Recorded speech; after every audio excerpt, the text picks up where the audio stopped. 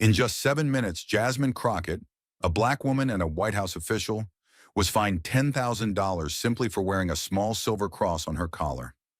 Inside a courtroom filled with people in vulgar t-shirts and flashy chains, no one else was questioned, only her. The setting? Washington, D.C., the very heart of American justice. But instead of upholding the law, the court became a weapon against her faith. Why was she singled out? What happened next turned a $10,000 receipt into a symbol that shook the entire country. Stay with us. This is a story worth every second of your time. The sun was setting over Washington, D.C. when Jasmine Crockett finally sat down to rest. Just a few blocks from the White House, her apartment was quiet until the secure line rang. She answered immediately.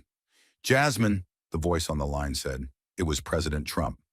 "There's a situation at the D.C. local courthouse. A group of Christians was banned from praying in public. I want you there. Now." Click. The line went dead. No room for debate. No time to think. Jasmine stood up at once, slipped on her heels, grabbed her document bag, and buttoned her blazer. On her collar, the silver cross she always wore caught the last light of day. It wasn't just jewelry, it was her faith, and today it might become the reason she'd be targeted. She had faced press attacks, political firestorms, and national scandals. But this would be different. This wasn't about politics, it was personal. She was walking into a courtroom not just as the White House press secretary, but as a woman of faith. And something inside told her, this time the fight would hit deeper than ever. The moment Jasmine Crockett stepped through the glass doors of the D.C. local courthouse, the noise hit her like a wave. Dozens of people packed the waiting area, arguing over parking tickets, whispering to lawyers, pacing back and forth in nervous loops. Phones buzzed despite the sign saying no devices. The air smelled of stale coffee, printer ink, and tension. This wasn't a temple of justice. It was a pressure cooker. The clerks moved like machines, stamping documents without looking up. Bailiffs stood at attention, but their eyes looked tired, disillusioned. Everything about the place screamed routine chaos. And in the middle of that chaos, Jasmine spotted a small wooden placard that read, "Judge Charles Hargrove, Courtroom 2. That was the name she had been warned about, and now she was about to meet him. When Judge Hargrove entered the room, the noise died instantly. 62, tall and sharp-edged, he walked with the stiff precision of a man who believed rules were religion. His robe was immaculate, his silver hair combed straight back, and his wire-framed glasses sat like daggers across the bridge of his nose. He didn't smile. He didn't nod. He just scanned the room as if every person present was already guilty of something. Hargrove was infamous in certain legal circles, known for his unusually harsh treatment of cases involving religious symbols. Hijabs, crosses, prayer beads. He'd fine people for all of it under the excuse of maintaining order. Jasmine had read about him in briefings, but seeing him in person was different. The courtroom didn't breathe when he was inside. As Jasmine adjusted her seat, she kept her focus straight ahead, silently reviewing what she'd been sent to observe. Around her, the courtroom buzzed with the low murmur of shuffling papers, irritated sighs, and half-hearted conversations. To her left, a man in his 30s leaned back in his seat, arms crossed, wearing a black hoodie emblazoned with the phrase "Freedom is dead" in bold, blood-red lettering. The message was confrontational, almost designed to provoke, but no one blinked. No clerk made a note. No bailiff leaned in. Across the aisle, a woman in high heels clacked in late, her necklace so enormous it hung down to her waist like a trophy from a Vegas showgirl routine. It sparkled under the flickering courtroom lights, more distracting than anything Jasmine had seen in a press room. But again, not a word. No disapproval, no warning, no fine. This courtroom clearly had no dress code problem. Unless, of course, your attire reflected faith. That's when she felt it. A stare, sharp as glass and twice as cold. Her eyes flicked up and met his. Judge Charles Hargrove. He wasn't listening to the current case. He wasn't looking at files. His gaze was locked directly on her, more precisely, on the small silver cross resting quietly on the edge of her blazer collar. It wasn't flashy. It didn't shine like the woman's necklace or shout like the man's hoodie. But to Hargrove, it may as well have been a threat. His eyes narrowed behind thin wire-frame glasses, his jaw tightening. Jasmine didn't move, didn't touch the cross. She knew better. The way he was looking at her wasn't neutral. It was personal. In a courtroom supposedly governed by objectivity, his expression betrayed something deeper, bias in plain sight. She scanned the room again. Same necklace, same hoodie, still no reprimand. She glanced at the posted guidelines on the wall. Nothing about religious symbols. No sign forbidding expressions of faith. But the tension in the air told her this wasn't about official rules. It was about selective enforcement. One set of rules for everyone else, and a different set for her because of one tiny piece of metal and everything it represented. The cross didn't disrupt the court. The court was already a mess of chatter and confusion. But somehow her silence spoke too loud for Hargrove's comfort. Jasmine knew this type of bias. She'd seen it before, in headlines, in protests, in whispered stories from constituents, but now it was staring her down from the bench. This wasn't just prejudice. It was targeted, deliberate. Hargrove hadn't said a word yet, but his posture, his stare, the narrowing of his eyes, it was all building towards something. The courtroom was full of noise, but in Jasmine's world, time slowed. She could feel it coming. Not because she was loud, not because she was out of order, but because she wore a cross. Quietly, proudly, legally. And that, in Hargrove's courtroom, seemed to be the one thing he couldn't tolerate. The courtroom had just begun to settle when the heavy oak door behind the bench creaked open. Judge Charles Hargrove entered like a shadow stretching across the floor. Tall, rigid, and already scanning for control. Without a word, he adjusted his robe, placed both hands flat on the bench, and sat down as if the chair itself belonged to him alone. The clerk whispered something. The bailiff called the room to order. "All rise!" echoed through the chamber like routine thunder. Everyone stood, Jasmine included, her posture sharp, her phone in one hand, her cross still gleaming subtly on her collar. Hargrove didn't smile. He didn't nod. He went straight into the docket like a machine loaded with grudges. First case, fined. Second, dismissed. Third, warned and moved along. His rhythm was fast, cold, calculated, until he stopped, mid-motion, mid-sentence. His hand froze over the next file. His head tilted slightly. And then, like a radar locking onto signal, his eyes found her. The room hadn't noticed yet, but Jasmine felt it. That stare, precise, burning, unmistakably personal. It didn't search her face or posture. It went straight to the tiny silver cross on her collar. His jaw flexed. The fingers gripping his gavel curled tighter. There was no confusion on his face, just irritation, maybe even contempt. He leaned forward, the bench groaning under his weight, and then said it. Not as a suggestion, not as a request, but as a command. "Miss Crockett," he called, voice calm but cutting. "Remove that cross. This is a courtroom, not a church." The air shifted, audibly. Chairs creaked as people turned to look. The woman with the chandelier-sized necklace gasped softly. The man with the "Freedom is Dead" hoodie sat up straighter, suddenly aware he wasn't the most controversial figure in the room anymore. Jasmine didn't move, not even an inch. Her expression didn't change. But inside, her pulse slowed into combat rhythm. She had been expecting pressure. Yes. Tension, certainly. But a direct public order to remove her faith? That was something else entirely. Jasmine didn't rush to respond. She stood motionless, letting the weight of the judge's demand hang in the air like a loaded weapon. Around her, the silence cracked with tension. Whispers halted mid-breath. Fingers froze above keyboards. She looked straight at Judge Hargrove, her posture calm but unshakably firm. Then, with the same clarity she had once used to deliver White House briefings under global pressure, she spoke. Not for applause, not for defiance, but for truth. "Your Honor, with respect," she began, her voice controlled, but resonant enough to pierce every corner of the room. "What I wear, this cross, is not a statement of protest. It's not a disruption. It's protected expression under the First Amendment of the Constitution." She didn't blink.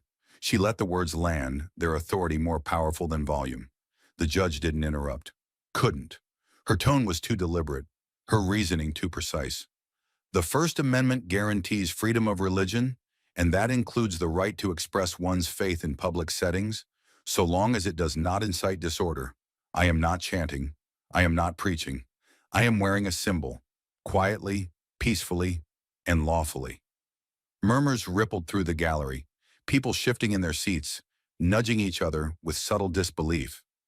No one had ever heard anyone speak to Hargrove that way, certainly not without being shut down. But Jasmine pressed on. I have reviewed the posted guidelines for this courtroom. Nowhere does it prohibit religious attire or symbols. If such a policy exists, it must be written, public, and constitutionally valid.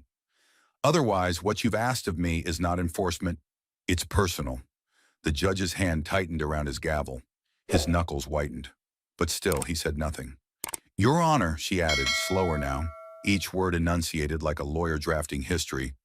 I am here not as a protester, not as a preacher, but as an observer, sent by the President of the United States to monitor a case about religious discrimination. And if you are willing to fine me or threaten me because I wear this cross, then I suggest we are no longer just observing the issue, we are now living it. The room went completely still. Even the bailiff seemed frozen. Across the gallery, someone shifted their phone under the bench, discreetly trying to record. Jasmine's eyes never left Hargrove's. She didn't raise her voice, didn't strike a dramatic pose. She simply stood, with the full force of constitutional law behind her, and reminded a courtroom built on authority that even judges bow to the Bill of Rights. The sound of the gavel hitting wood wasn't just loud, it was brutal. It didn't signal order. It sounded like punishment, deliberate, personal, final. And then came the words, spoken with such clinical coldness, they could have been delivered by a machine. Miss Crockett, you are hereby fined $5,000 for contempt of court, Judge Hargrove declared, each syllable pronounced like a sentence in stone. This courtroom is not a stage for protest. Refusing to comply with my direct order is a violation of the dignity of these proceedings. Payable today. Gasps didn't just ripple. They cracked through the air like breaking glass. A woman near the back audibly choked on her breath. The clerk's fingers hovered above the keys, frozen in disbelief. Even the bailiff, who had stood like a statue for the past hour, shifted uncomfortably, one brow twitching. $5,000. For standing silently. For refusing to remove a cross. For defending the Constitution. It wasn't just an overreaction. It was an act of intimidation wrapped in legal authority. No due process, no escalation, no prior warning. Just $5,000 dropped like a weapon from the bench. Hargrove hadn't even cited a statute. He hadn't asked questions. He didn't quote law. He just declared it and expected obedience. Because Jasmine had refused to shrink. Because she didn't tremble when told to surrender her faith. Across the courtroom, the disparity was now blinding. The man in the hoodie still sat there, arms crossed. The words, "Freedom is dead," screaming from his chest like a protest banner. Not a word had been said to him. The woman with the gaudy gold chain still leaned back, smiling faintly, untouched by rules. But Jasmine, who had merely spoken with clarity, invoked her constitutional rights and stood still with a cross, was now branded a violator of courtroom order. $5,000.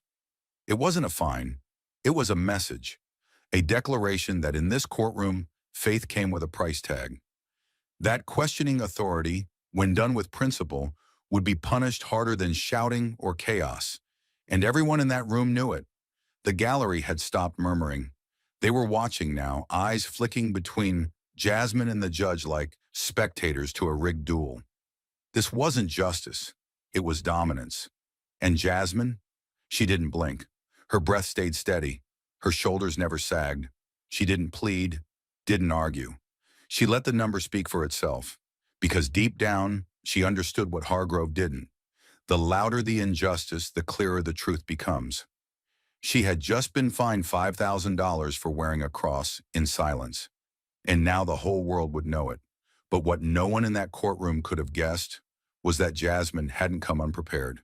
Behind her silence was strategy, and inside her blazer, the truth was already recording.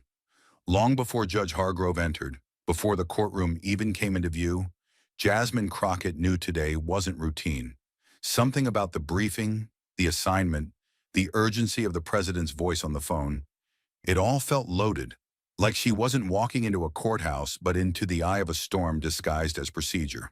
Her steps down the courthouse hallway were measured, heels clicking softly on the tile, each echo bouncing back like a warning. She didn't hesitate. The moment she crossed the metal detectors and cleared the front security desk, her fingers slid into the inner lining of her blazer. Hidden there, tucked into the fabric near her ribs, was her phone. Already in airplane mode, already prepared. With a subtle press of her thumb and a half-inch swipe across the screen, the recorder lit up silently. No sound, no vibration, no light. Just red numbers counting upward. Jasmine wasn't breaking the law. She was protecting herself from it being twisted, because she'd seen it before. She'd watched seasoned men with titles and black robes turn bias into rulings. She'd seen silence punished harder than noise. She knew how power worked in rooms like this. And today she wore two things they'd hate, a badge from the White House and a cross on her collar. The first made her a political enemy. The second, in the wrong courtroom, made her a target. So she made a choice. Document everything. Not because she didn't trust herself, but because she knew they wouldn't. Not when things turned, not when she'd be called disruptive, or arrogant, or contemptuous. Not when they tried to say she provoked it. In a place where power came from height and robes and centuries of unchecked control, Jasmine knew the only real protection left was evidence. Unfiltered, time-stamped, indisputable. As she entered the courtroom and slid into her seat, the phone in her inner pocket hummed softly with digital memory. Every word, every breath, every command. It would all be there. Not just for review, but for history. Jasmine Crockett wasn't just attending a court hearing. She was walking into a trap with her eyes wide open, and a recorder quietly capturing every bar of the cage. For a moment, it looked like Jasmine might simply accept the injustice and return to her seat. That was exactly what Hargrove expected. Silent compliance, just enough dignity left to avoid humiliation. But Jasmine Crockett had never been built for silence under pressure. Slowly, deliberately, she reached into the black leather document bag resting on the table before her. Every eye in the courtroom tracked her movement, unsure if she was folding or preparing to fight. Her fingers closed around a familiar edge. Not a phone, not a speech, but authority itself. In one swift, practiced motion, she pulled out a slim identification wallet and opened it to face the bench. A sharp glint of gold caught the overhead lights. The presidential seal stared back at the courtroom. Official, unmistakable, impossible to ignore. A collective breath caught across the room. Even the bailiff's brow lifted. Jasmine didn't raise her voice, but her words sliced through the tension like a blade through glass. Your Honor, allow me to clarify who I am before this escalates further. I am Jasmine Crockett, White House Press Secretary. I am here on direct assignment from President Donald J. Trump, tasked with observing this trial and reporting on any potential violations of constitutional rights, particularly those involving freedom of religious expression. The room changed. It didn't just react, it recoiled. The murmurs began immediately, first from the gallery, then spreading like a slow quake to the front row. Hargrove's lips parted slightly, but no sound emerged. He sat back, the weight of what had just been revealed pressing down like a second gavel. For the first time, the power dynamics shifted. Not because Jasmine had shouted or threatened or stormed out, but because she had exposed the truth in full daylight, and that truth had a presidential seal behind it. She had been treated like a disruption, like an agitator, like a nobody. And now the courtroom saw her for what she was, a high-ranking federal official sent to observe abuses exactly like this one. The clerk glanced up in visible panic. Cameras weren't rolling, but everyone felt like they were suddenly on the record. Hargrove swallowed. His face, flushed from the earlier exchange, now turned pale. Because now it wasn't just Jasmine's word against his. It was Jasmine's title, her mission, her evidence, her access to every media outlet and constitutional attorney in the nation. And worst of all for him, she hadn't even begun yet. Jasmine slowly lowered the wallet, not needing to say anything more. Her presence had already rewritten the room. What had moments ago been a one-sided abuse of power was now a courtroom on edge, watching a judge silently calculate the weight of his mistake.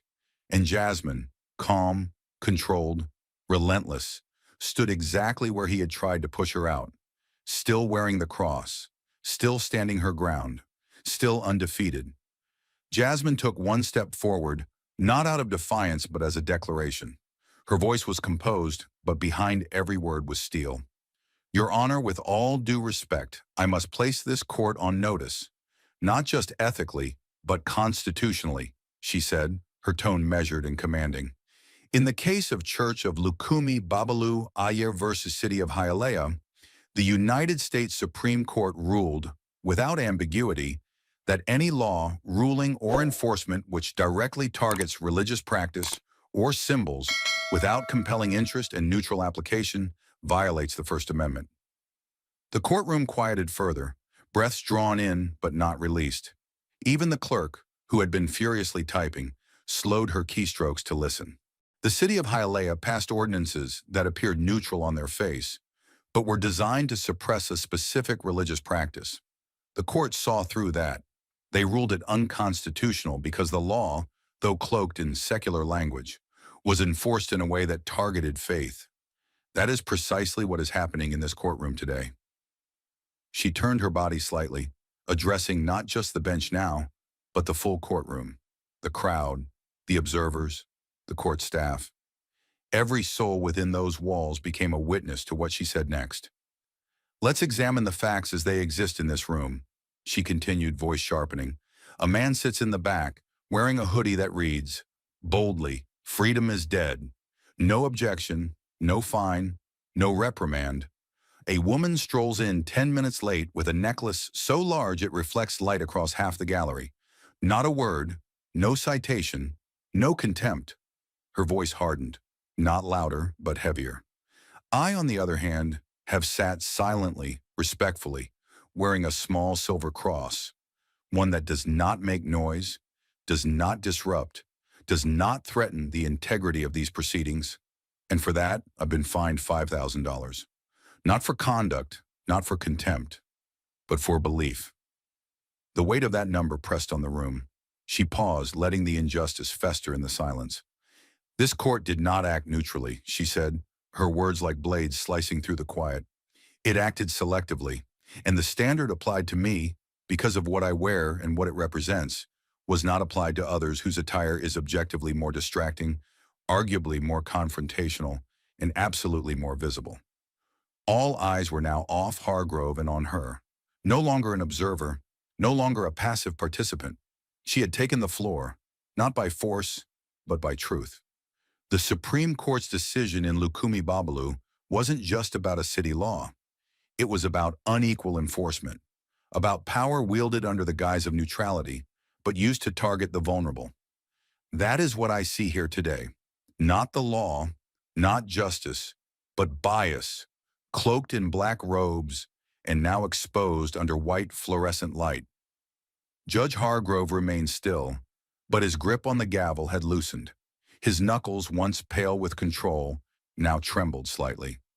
The gallery was utterly still, as if afraid to move, to break the spell of her testimony. So I ask again, not as a woman of faith, but as a legal officer of the United States government, what law have I broken? What disruption have I caused?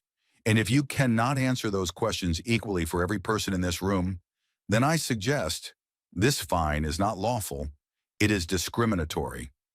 She didn't need to raise her voice. She didn't need theatrics.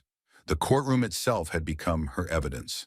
The silence from the bench, the nervous energy in the air, the wide eyes of strangers realizing what they just witnessed, it all told the same story. She hadn't broken the rules. She had just refused to kneel to the ones breaking them. The silence was not peaceful, it was suffocating, the kind that follows an explosion, where no one knows whether to speak or run. Jasmine's words still echoed, not just in the ears of those present, but in their conscience. You could see it in their posture. the way the clerk's hands trembled slightly above the keyboard, unsure whether to keep typing or simply bear witness. The man in the "Freedom is Dead" hoodie leaned forward, as if he too had just realized the court was no longer a neutral room. It was a trap that had been sprung in front of everyone.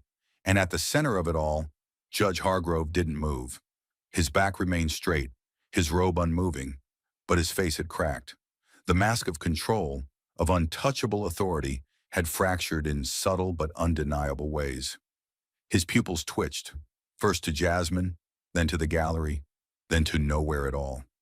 His hand still rested near the gavel, but it no longer projected confidence.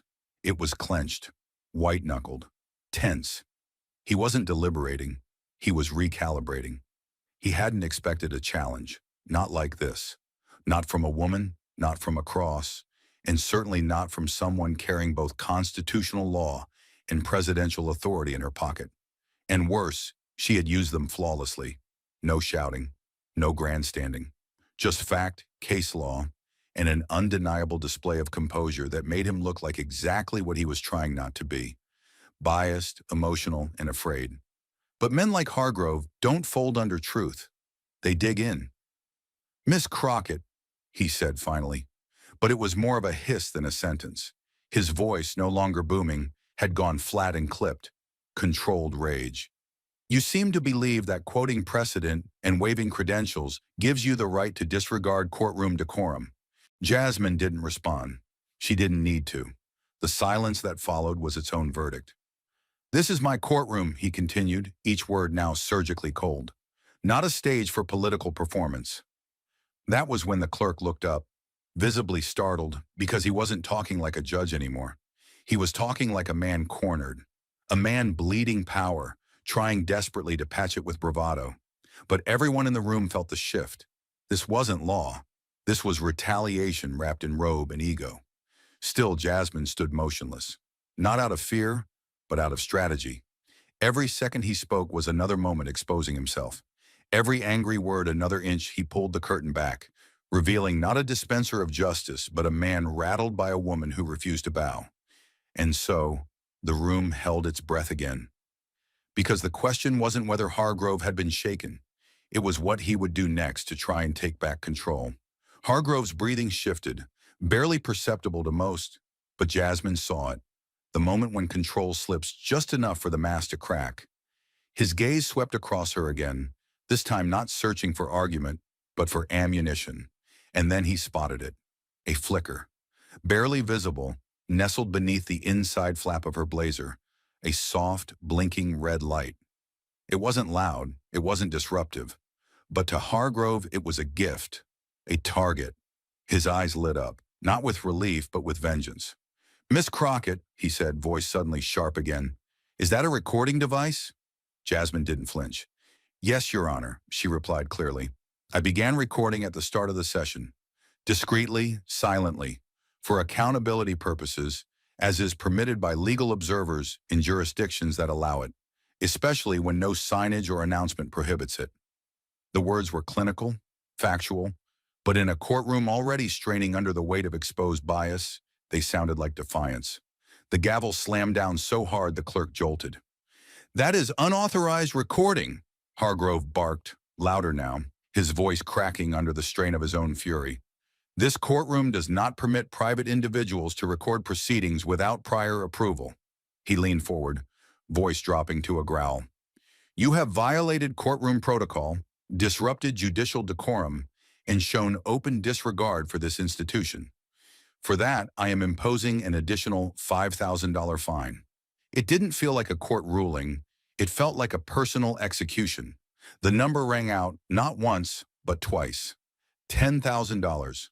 Not for a crime, not for causing harm, but for two acts that, under any fair legal lens, would have been dismissed as constitutionally protected or too minor to mention. Wearing a cross and quietly recording in a public space. There was no logic behind the figure, and Hargrove hadn't even tried to dress it up.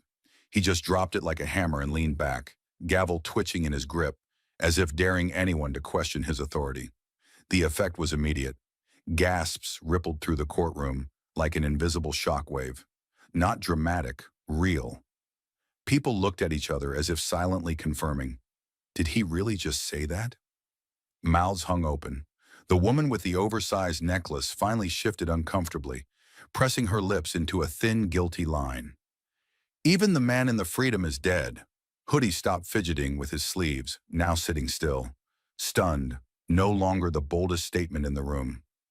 The clerk paused mid-keystroke, then backspaced, then typed again. Her fingers were visibly trembling. This fine had no precedent. Not for contempt, not for disruption, not for anything remotely legal.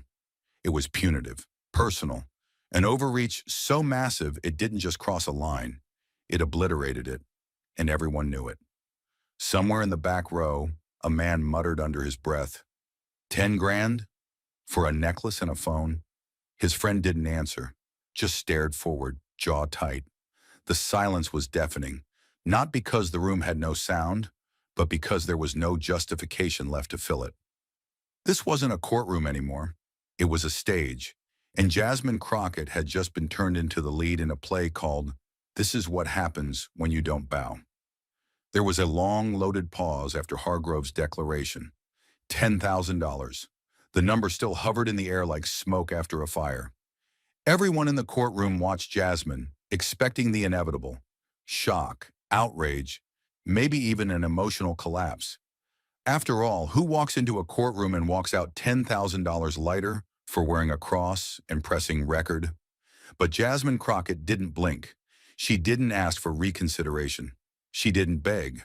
What she did was far more powerful and far more dangerous to those who thought money could be used to shame her into silence. She opened her leather bag with a smooth, practiced motion and pulled out a navy blue checkbook, government issued with a gold-trimmed edge. The kind not everyone gets. The room fell utterly still as she uncapped her pen, placed the checkbook on the clerk's table, and began to write. Her handwriting was precise, deliberate, almost calligraphic. One digit at a time, she inscribed the amount, 10,000/100. She didn't write quickly. She wrote clearly, ensuring that everyone in that courtroom knew. This wasn't payment, it was evidence. Then without a word, she tore the check free. The sound, a clean, confident rip, was louder than the last gavel strike. She held it between two fingers and walked it forward, heels clacking like punctuation on tile.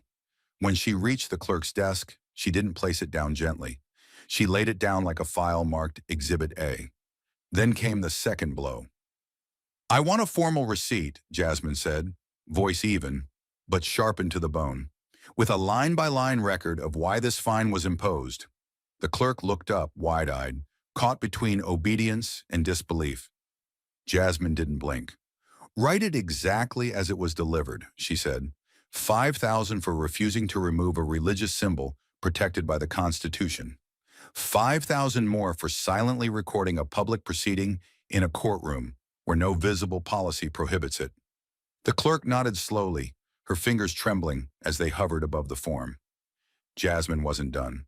I also request that the court transcript reflect, in full detail, Judge Hargrove's language, tone, and justification for both fines, as well as the complete timeline of courtroom behavior leading up to them.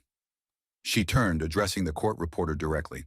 Every word, every pause, every ruling, no omissions, because if I'm going to pay $10,000 to this institution, the country deserves to know exactly what they got for the money. A ripple moved through the gallery, no longer just shock, but admiration. Jasmine wasn't just complying. She was converting injustice into documentation. She was turning punishment into proof. She returned to her place, standing tall, and faced the judge one last time. Her voice no longer needed to rise. It was the stillness, the steel behind the calm, that carried the true weight. Let the record show, she said firmly, that I paid the price for not surrendering my beliefs. And let the record also show that I never backed down, not for 1 second. Then she turned slightly, her eyes sweeping across the hushed courtroom, past the judge, past the clerk, past the crowd, straight into the moral heart of the moment. This money doesn't buy silence, she declared, her voice now like a bell ringing through stone. But this receipt, This receipt will be a living record for every courtroom, every newsroom, and every American watching. This receipt will be proof that I stood my ground and that a judge tried to price out my faith. The room didn't gasp this time. It held its breath. Because what Jasmine had just said wasn't defiance. It was history. Jasmine didn't wait to leave the courthouse. The moment the glass doors shut behind her, she walked straight to the curb where her black SUV idled, engine humming like a heartbeat before a charge. She opened the door, slid into the back seat, and gave a single nod to the driver. "Don't move. Give me 2 minutes."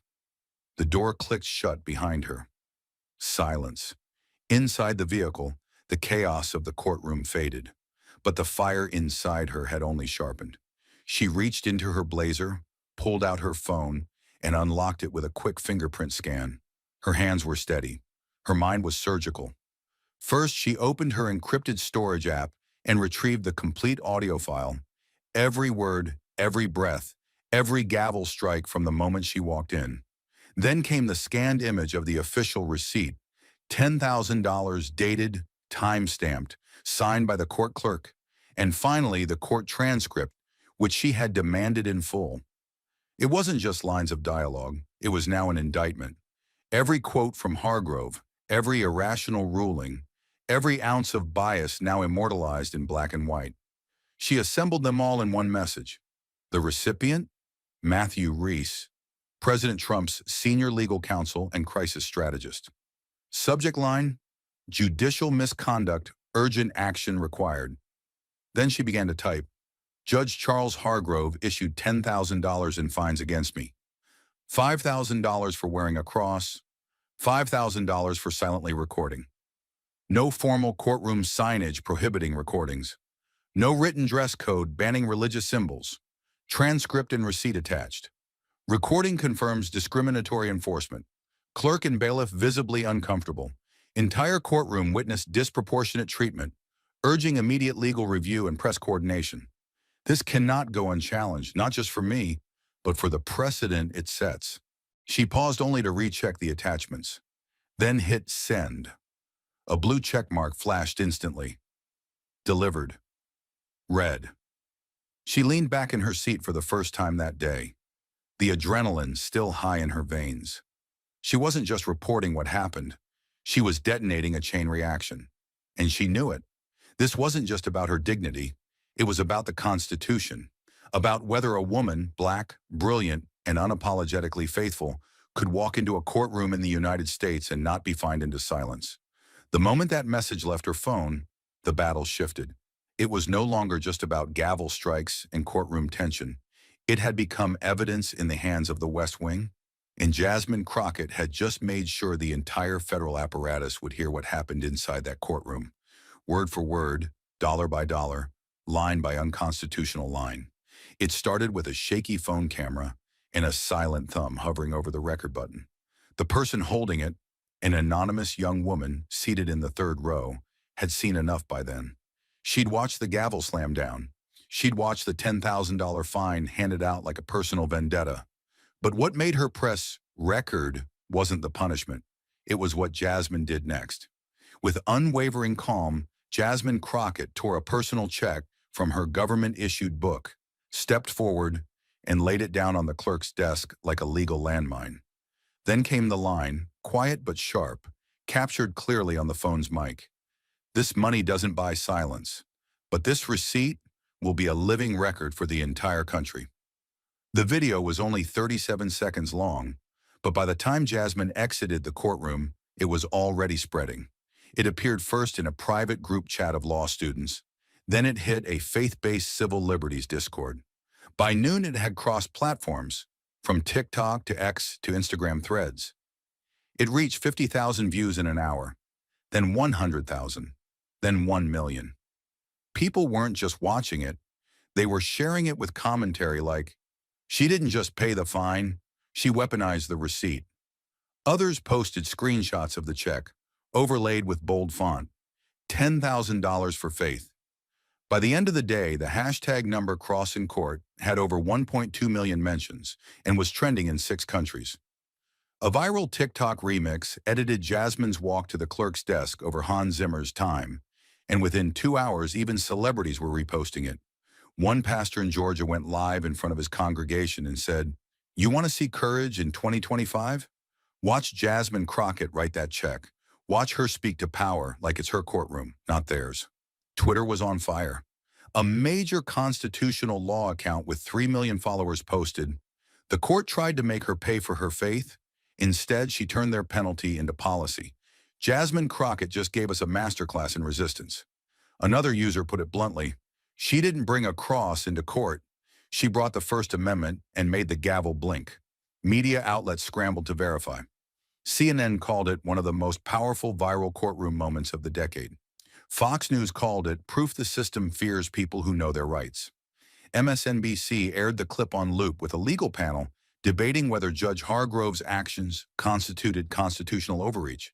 And amid the frenzy, the question wasn't just about Jasmine anymore. It was about how many other people had been fined, silenced, or dismissed for quietly practicing their beliefs. Faith communities launched threads under the hashtag stories of fines for crosses, hijabs, yarmulkes, each one echoing Jasmine's moment. And at the center of it all was that 37-second video. No screaming, no outrage, just precision, restraint, and the kind of power that doesn't ask permission. Jasmine didn't post the video. She didn't have to. The internet had already turned her into something more than a witness. She had become a movement in motion. By 3:57 p.m., Jasmine's name was already trending in every major city in the United States. Her inbox was overflowing. Journalists were circling like sharks. Legal analysts were picking apart the transcript. But the real thunderclap came 5 minutes later from 1600 Pennsylvania Avenue. At exactly 4:02 p.m., President Donald J. Trump's personal account on X, followed by over 120 million people globally, posted a message that didn't just speak, it roared. The screen lit up in bold font. Jasmine Crockett is a symbol of freedom under attack. Fined $10,000 for wearing a cross and recording the abuse? Total disgrace. This is not justice. This is religious discrimination. Pure and simple. She stood tall. She stood for millions. I am proud of her. Crossing court. Faith is not crime. The tweet hit like an air raid siren across social media. Within 60 seconds, it had racked up 35,000 retweets. In 3 minutes, it was on Fox News, Newsmax, OAN, and every conservative outlet's homepage. In 5 minutes, CNN broke its scheduled programming for a breaking news alert, flashing Trump's words across the screen with an urgent banner, "President weighs in on courtroom religious freedom case." And the effect was immediate, polarizing, mobilizing, electrifying. Trump's base surged. Senators reposted the message with statements like, "Faith is not illegal. Government overreach must end. And if this can happen to the White House press secretary, it can happen to any American." Churches across Texas, Florida, and Ohio began planning prayer vigils. Hashtags like "Stand with Jasmine," "Faith on Trial," and "This is why we fight" began trending within hours. Christian radio stations aired segments titled "The $10,000 Cross," Jasmine's Battle for Religious Liberty. But it wasn't just the faithful who responded. It was legal scholars, civil rights advocates, First Amendment organizations. One notable constitutional lawyer tweeted, "President Trump isn't wrong. The Constitution doesn't bend to personal bias in a robe. What happened in that courtroom is judicial malpractice, and Jasmine Crockett made sure we all saw it." Inside the West Wing, the communications office scrambled to turn this into a campaign advantage. The press secretary drafted a statement. Trump's senior advisors briefed him for Sunday talk shows. By that evening, Jasmine Crockett was no longer just a name. She was a national symbol. And Judge Charles Hargrove, he was still in his chambers, unaware that the President of the United States had just publicly eviscerated his authority in front of the entire country. But the notification would come, and when it did, it wouldn't just shake his courtroom, it would shatter the walls around everything he thought was untouchable. At exactly 7:13 a.m., before the city's noise crept into the marble corridors of the D.C. Judicial Oversight Council, Mrs. Eleanor Thompson arrived alone. No lawyer, no press, just the steady click of her low-heeled shoes echoing down the hallway like a metronome of reckoning. Clutched in her gloved hands was an old leather-bound notebook, edges frayed, cover faded, but inside, untouched by time. Her breath was shallow, but her grip was firm. She didn't come as a whistleblower. She came as a woman who had carried the weight of quiet injustice for 12 years and finally decided that silence was no longer survival. It was complicity. She stepped into the council hearing room and placed the notebook carefully on the long oak table like it was radioactive. The investigators, 5 in all, looked up, unsure of what to expect, until she opened it. The room shifted. Page after page, written in neat, looping cursive, laid bare a history that no algorithm or official transcript had captured. Religious bias woven into years of court rulings. Dates, case numbers, names, offenses, penalties, observations. Marginalia in pencil that read things like cross equals contempt, despite no verbal disruption, or hijab question, no legal basis given. Every page documented Judge Charles Hargrove's decisions with unnerving consistency, a pattern of targeting religious symbols cloaked behind legal language. She looked up, eyes tired but resolute. "You won't find this in the official docket," she said. "He always made sure the language stayed clean, but I kept this for myself, not to use, just to remember. I guess I needed to remind myself it wasn't in my head." An investigator leaned in, scanning the first dozen entries. "This goes back to 2013? He asked quietly. Mrs. Thompson nodded. "My first year under him. I noticed it during a case where a teenage girl was fined $200 for wearing a crucifix during a juvenile hearing. Her record was clean. Her behavior, impeccable. The reason? Courtroom distraction. But 2 days later, a man showed up in a profanity-laced hoodie. No fine, not even a glance." There was a pause. Cold, heavy, moral. She took a breath. "After that, I started writing everything down. Crosses, Stars of David, hijabs, rosaries. They all drew his ire. Meanwhile, tank tops with beer slogans? Not a problem. Shirts that said, 'F the system'? He laughed. Said it was free speech." One investigator looked pale. Another began marking pages with yellow tabs. A third simply stared at the volume, as if trying to absorb the weight of what 12 years of ink had now exposed. "Why now?" someone asked her gently. Her voice lowered. "Because I saw what he did to Jasmine Crockett, and for the first time the cameras were on. People saw what I've been seeing for over a decade. I realized I couldn't let her stand alone." Her hands shook, not with fear, but release. "This was never supposed to be evidence," she said. "It was just my conscience, written down." And now that conscience had become the most damning document in the building. A weapon not of vengeance, but of truth. And in that moment, as investigators leaned in, flipping through dates and cross-referencing with digital records, the illusion of neutrality cracked wide open. Judge Hargrove wasn't just a man having a bad day. He was a pattern, a symptom, a system that had finally met the one thing it couldn't dismiss: the handwritten record of a woman who had watched quietly for too long and was quiet no more. But the notebook wasn't the only record walking into that hearing room, because just minutes after Mrs. Thompson laid down 12 years of ink, another figure, silent for just as long, stood up. This time it wasn't paper that spoke. It was a man who had watched injustice unfold from only a few feet away and had finally decided to break his silence. James Wilson had taken his oath to serve the court seriously. For 15 years he had stood at the edge of the bench, neutral, silent, a fixture in Judge Hargrove's courtroom, like the seal behind the bench or the gavel on the desk. But when he stepped into the Oversight Council chamber and took his seat under oath, he did something that felt far heavier than standing watch. He spoke. His badge caught the light as he leaned into the microphone, voice low but unshakable. "I've been a bailiff in that courtroom since 2010. That's more than 1,000 trials, hearings, and sessions. And I've seen a lot of things you're not supposed to notice." He took a breath, his gaze locking onto the lead investigator.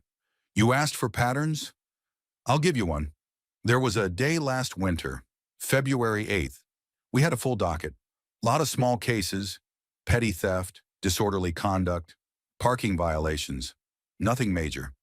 He paused, jaw tightening, the words behind his lips suddenly heavier. That day, 5 different people came through wearing crosses, necklaces, lapel pins, even one guy with a small one on a bracelet. Every single one of them got fined. Some were told it was for disruption, others for failure to maintain neutrality. One woman was told, verbatim, "You're not here to preach, you're here to answer for your mistakes." She hadn't said a word. Gasp murmured through the room, but James didn't stop. Later that same day, a guy comes in wearing a hoodie that says, "Excuse my language, avoid the system." Full letters, bold print, right across his chest, walks right past the bench. Judge Hargrove glances up, chuckles, and says, "At least he's honest." No fine, no warning, nothing. He looked around, letting the silence sink like lead. That's when I knew this wasn't about courtroom rules. It was about what symbols Hargrove personally didn't like, what made him uncomfortable, and more often than not, that was anything religious, especially Christian. The council members glanced at one another. Some scribbled furiously, others just listened, faces grim. James continued, "I've been quiet for a long time. I told myself it wasn't my job to question what happened on the bench. But after what he did to Jasmine Crockett, after he fined her 10 grand for wearing a cross and pressing record without ever even glancing at what others wore, I realized staying quiet was just helping him." He sat back slightly, letting the words hang. "I'm not here to tear down a judge," he said, his voice steady, eyes locked on the truth. "I'm here to tell you that justice isn't just about the law. It's about how it's used. And in that courtroom for a long time, the law wasn't neutral. It was weaponized against the wrong people for the wrong reasons. And for the first time in 15 years, James Wilson no longer stood by the courtroom wall. He stood on the right side of history. By the time James Wilson stepped down, and the last page of Mrs. Thompson's handwritten notebook was marked with a yellow tag, the temperature in the council chamber had dropped 10 degrees. No one said it aloud, but the message was clear. This wasn't just a complaint anymore. It was an exposure, and the system had no choice left but to respond. At exactly 11:27 a.m., the chair of the D.C. Judicial Oversight Council called for a closed session emergency vote under Article 4, Section 13 of Judicial Ethics Protocol. The room was cleared, reporters were removed, even aides were barred. Inside, 15 members faced the unthinkable, that one of their own had spent over a decade punishing Americans not for what they did, but for what they wore and what they believed. The vote wasn't close, it was unanimous. Effective immediately, Judge Charles Hargrove was suspended from the bench, not for bias, not for error, but for what one council member described as a chronic abuse of discretionary power rooted in personal ideology. His courtroom was sealed, his access revoked, his judicial calendar, spanning more than 3,000 cases, was frozen mid-motion. But the council didn't stop there. They issued a Level 1 emergency investigation order, triggering a procedural alert across the federal judiciary. Within minutes, all rulings and sentencing transcripts involving Judge Hargrove that referenced religion, faith, attire, expression, or decorum were flagged. Over 600 case files were identified in the initial sweep. Some dated back over a decade. Others were barely weeks old. All were now under review. A team of 20, comprising constitutional scholars, civil rights attorneys, data analysts, and judicial oversight officers, was assembled on the spot. Their mission was clear: trace the pattern, quantify the damage, find the victims. One investigator, reviewing early data, whispered to a colleague, "This isn't bias. This is policy, unwritten, unspoken, but clearly enforced from the bench." Outside the sealed doors, news began to leak, first in whispers, then in headlines. D.C. judge suspended over religious bias allegations. Oversight Council launches historic faith-based review. Number sign cross in court, now a legal firestorm. The Hargrove scandal wasn't just about one moment in court. It was about how power had been allowed to fester in silence. about how faith, when quietly worn, had been treated as offense. And now, thanks to a cross, a notebook, a bailiff's voice, and a woman who paid $10,000 without blinking, the scales of justice had tilted. Not perfectly, but undeniably. And for the first time in years, the system wasn't circling wagons to protect itself. It was finally turning the light inward. The collapse came not with a bang, but with a series of quiet, irreversible doors closing behind him. In just 72 hours, Judge Charles Hargrove went from commanding a courtroom with a single gavel strike to being a pariah in the very system he once controlled. His chambers were cleared, his judicial portrait quietly removed from the courthouse wall, and his name, once etched in polished brass on the D.C. Circuit Board, was taken down overnight without ceremony. When he returned to his private office the day after his suspension, the silence was louder than the press outside. Colleagues who had once praised his firm grip on courtroom order no longer returned his calls. Emails from fellow judges stopped arriving. One former mentee, now a federal circuit judge, replied with a single line, "We're under review. Please don't contact me again." The Washington Post's front-page headline read, "The Robe of Bias, Judge Hargrove's Pattern of Punishment Exposed." Inside the courthouse, even junior clerks spoke his name like a cautionary whisper. The same halls where bailiffs once stood aside for him now buzzed with hushed stories, some fearful, some vengeful. One longtime clerk reportedly told a colleague, "We always knew he had a problem with those cases. We just never thought anyone would actually catch him." But the public caught him, and they didn't let go. Outside his gated home in Northwest D.C., a crowd of protesters gathered daily, carrying handmade signs that read, "Religion isn't contempt. Judges aren't above the Constitution." And the most damning, 10,000 reasons you failed. They came from churches, law schools, and veterans groups. Some stood silently, holding candles and crosses. Others chanted, "Hey Hargrove, can you hear? You're the bias we all fear." Cable news networks ran back-to-back coverage dissecting his rulings, with legal analysts circling his most egregious cases on touchscreens like crime scene evidence. Faith-based organizations launched a petition demanding a full federal ethics probe, and in less than 24 hours, it had over 2 million signatures. Even late-night comedy hosts joined in, calling him the judge who fined Jesus, mocking him in monologues that drew laughter but left a bitter taste. Hargrove, once seen as an institution within an institution, was now an exposed nerve in the judiciary. His name had become shorthand in public discourse for systemic religious discrimination cloaked in formality.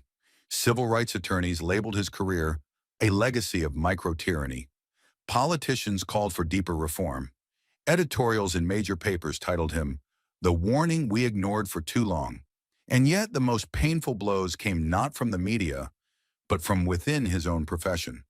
The Bar Association of D.C., which had once honored him with a Lifetime Judicial Conduct Award, revoked the title publicly, stating, "Judge Hargrove's actions represent not just personal failure, but a breach of ethical duty that undermines the trust of all who stand before the bench." Law students across the country began using his case in classroom discussions, not as a model to study, but as a mistake to never repeat. He stopped appearing in public, stopped answering his phone. The blinds at his home were always drawn, and in the darkest moments of isolation, when the reporters left, when the protesters went home for the night, when even his voicemail stayed silent, he finally understood. He hadn't just lost a job. He had lost the presumption of righteousness. He had become living proof that unchecked power can rot from the inside out. No trial, no jury, just evidence, delivered by a cross, filed by a clerk, spoken by a bailiff, and carried to the world by a woman who refused to be silenced. And for Hargrove, that silence now belonged to him alone. He stood at the front of the hall, not as Judge Charles Hargrove, but simply as a man, one no longer protected by title, prestige, or institutional armor. The judicial training facility wasn't a courtroom, but the tension in the air was no less suffocating. Rows of young clerks, judges in training, constitutional scholars, and courtroom administrators sat in folded chairs, arms crossed, jaws clenched as he walked slowly to the podium. No fanfare, no introduction. Just an unspoken charge hovering in the room. Prove that your apology is not another performance.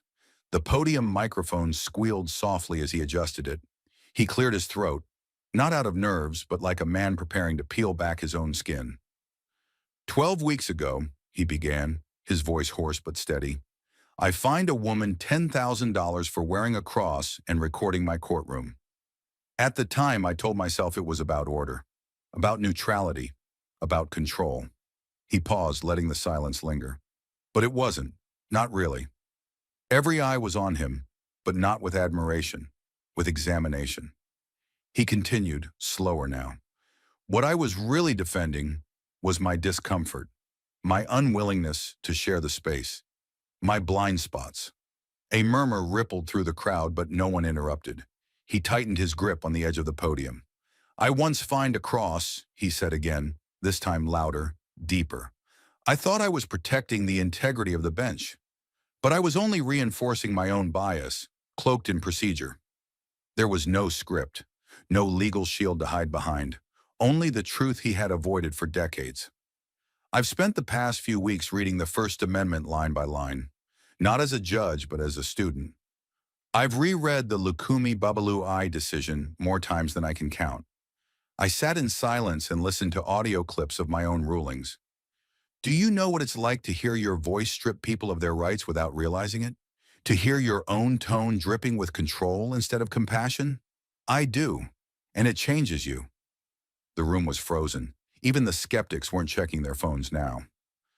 I was a judge for 30 years, he said, his voice thickening slightly, but I only just learned what justice actually sounds like, because I heard it in the voice of someone I tried to silence. Jasmine Crockett.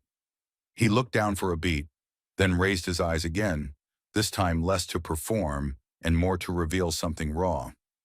I used to believe that silence in the courtroom meant control, but now I understand that sometimes silence is complicity. That day, Jasmine didn't disrupt my courtroom. She revealed it. She exposed the imbalance I had let fester under my watch, and she did it with nothing more than a cross, a calm voice, and a recording button. A few in the back shifted uncomfortably. Others simply listened, drawn in. I've stepped down, I've surrendered my robe, and now I've chosen to be here. Not because I was forced to, but because I need to understand what I refused to hear for far too long.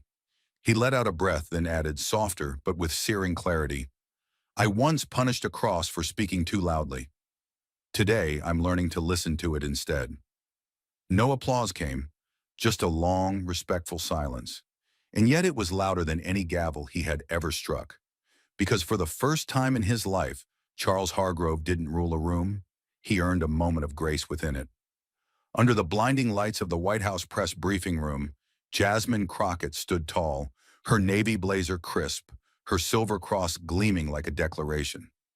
Reporters packed the room wall to wall, cameras stacked shoulder to shoulder, and the air buzzed with tension as though the entire country was holding its breath. Jasmine didn't wait for applause. She didn't smile. She gripped the podium like a woman carrying something heavier than anger, conviction. Her voice cut through the silence with the sharpness of a blade. I did not stand up because I was offended. I stood up because millions of Americans have been silenced for their faith. The words hit like a lightning bolt. Flash bulbs popped. Pens froze midair. No one moved. She continued, her tone unwavering. This wasn't about one courtroom. This was about a pattern of punishing people not for crimes, but for convictions of the heart. She called for transparency, reform, and accountability, not just in D.C., but in every courtroom in America. By sundown, her speech had gone viral. And by sunrise, governors in Texas, Florida, and Ohio issued emergency orders for statewide audits of all rulings involving religious expression. Special commissions were formed. Judges were questioned. Case files reopened. Jasmine Crockett hadn't just survived a courtroom injustice. She had detonated a movement. The ruling came swiftly, but its impact would ripple through generations. In a historic announcement broadcast live from the federal judicial chambers, the United States Judicial Ethics Council issued a new national directive. No individual shall be fined, penalized, or sanctioned for wearing a religious symbol unless there is clear and demonstrable evidence that the symbol caused an active disruption of courtroom order. It was more than a policy shift, it was a constitutional earthquake. The directive was immediately dubbed the Crockett Standard by legal analysts, and within hours, judges across the country received updated federal compliance guidelines. But that was just the beginning. Days later, in a unanimous vote, Jasmine Crockett was appointed chair of the newly formed National Commission for Judicial Reform, the youngest and first black woman to lead such a body. Her mission, to lead what the media had already begun calling the 21st century constitutional reformation. Across the country, murals appeared, billboards rose, social media feeds flooded with one iconic image: Jasmine Crockett standing tall before the courtroom bench, her silver cross catching the light, a $10,000 receipt held like a flag in her hand. It wasn't just a photograph, it was a declaration, a symbol of unshaken belief, institutional resistance, and a woman who turned a fine into a firestorm of reform. And when asked weeks later what she remembered most from that day, Jasmine didn't hesitate. She looked directly into the camera, eyes burning with truth, and said, "Freedom is not something you're given. It's something you stand for, something you're willing to be punished for, and something you fight to turn into change." The room went silent, but the country never would be again. Thank you for watching until this moment and for standing with us on this journey for justice. Your support means everything, like subscribe and turn on notifications so you never miss what's next. And we'd love to hear your thoughts. Leave a comment below and let us know what moved you most in this story. Together, our voices make a difference. It took just 5 seconds. Judge Richard Holloway leaned back, smirked, and humiliated a woman in front of a packed courtroom.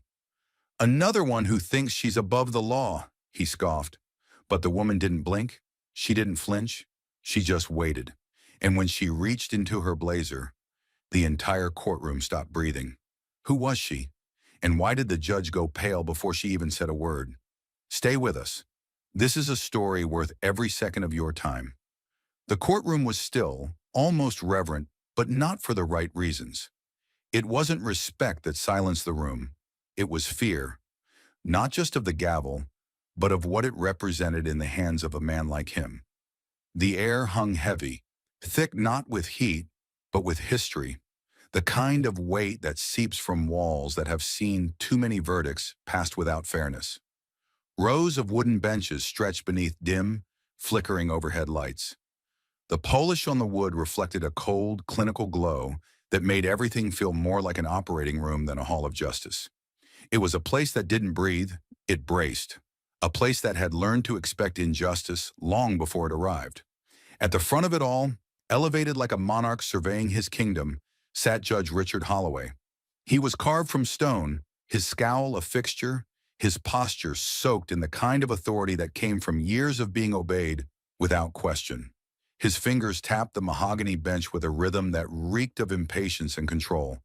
Tap, tap, tap, like a countdown to something ugly. This wasn't a man who interpreted law. He dispensed it, like punishment, like certainty. Holloway wasn't just a judge. He was a gatekeeper in a system that punished you before it even heard you.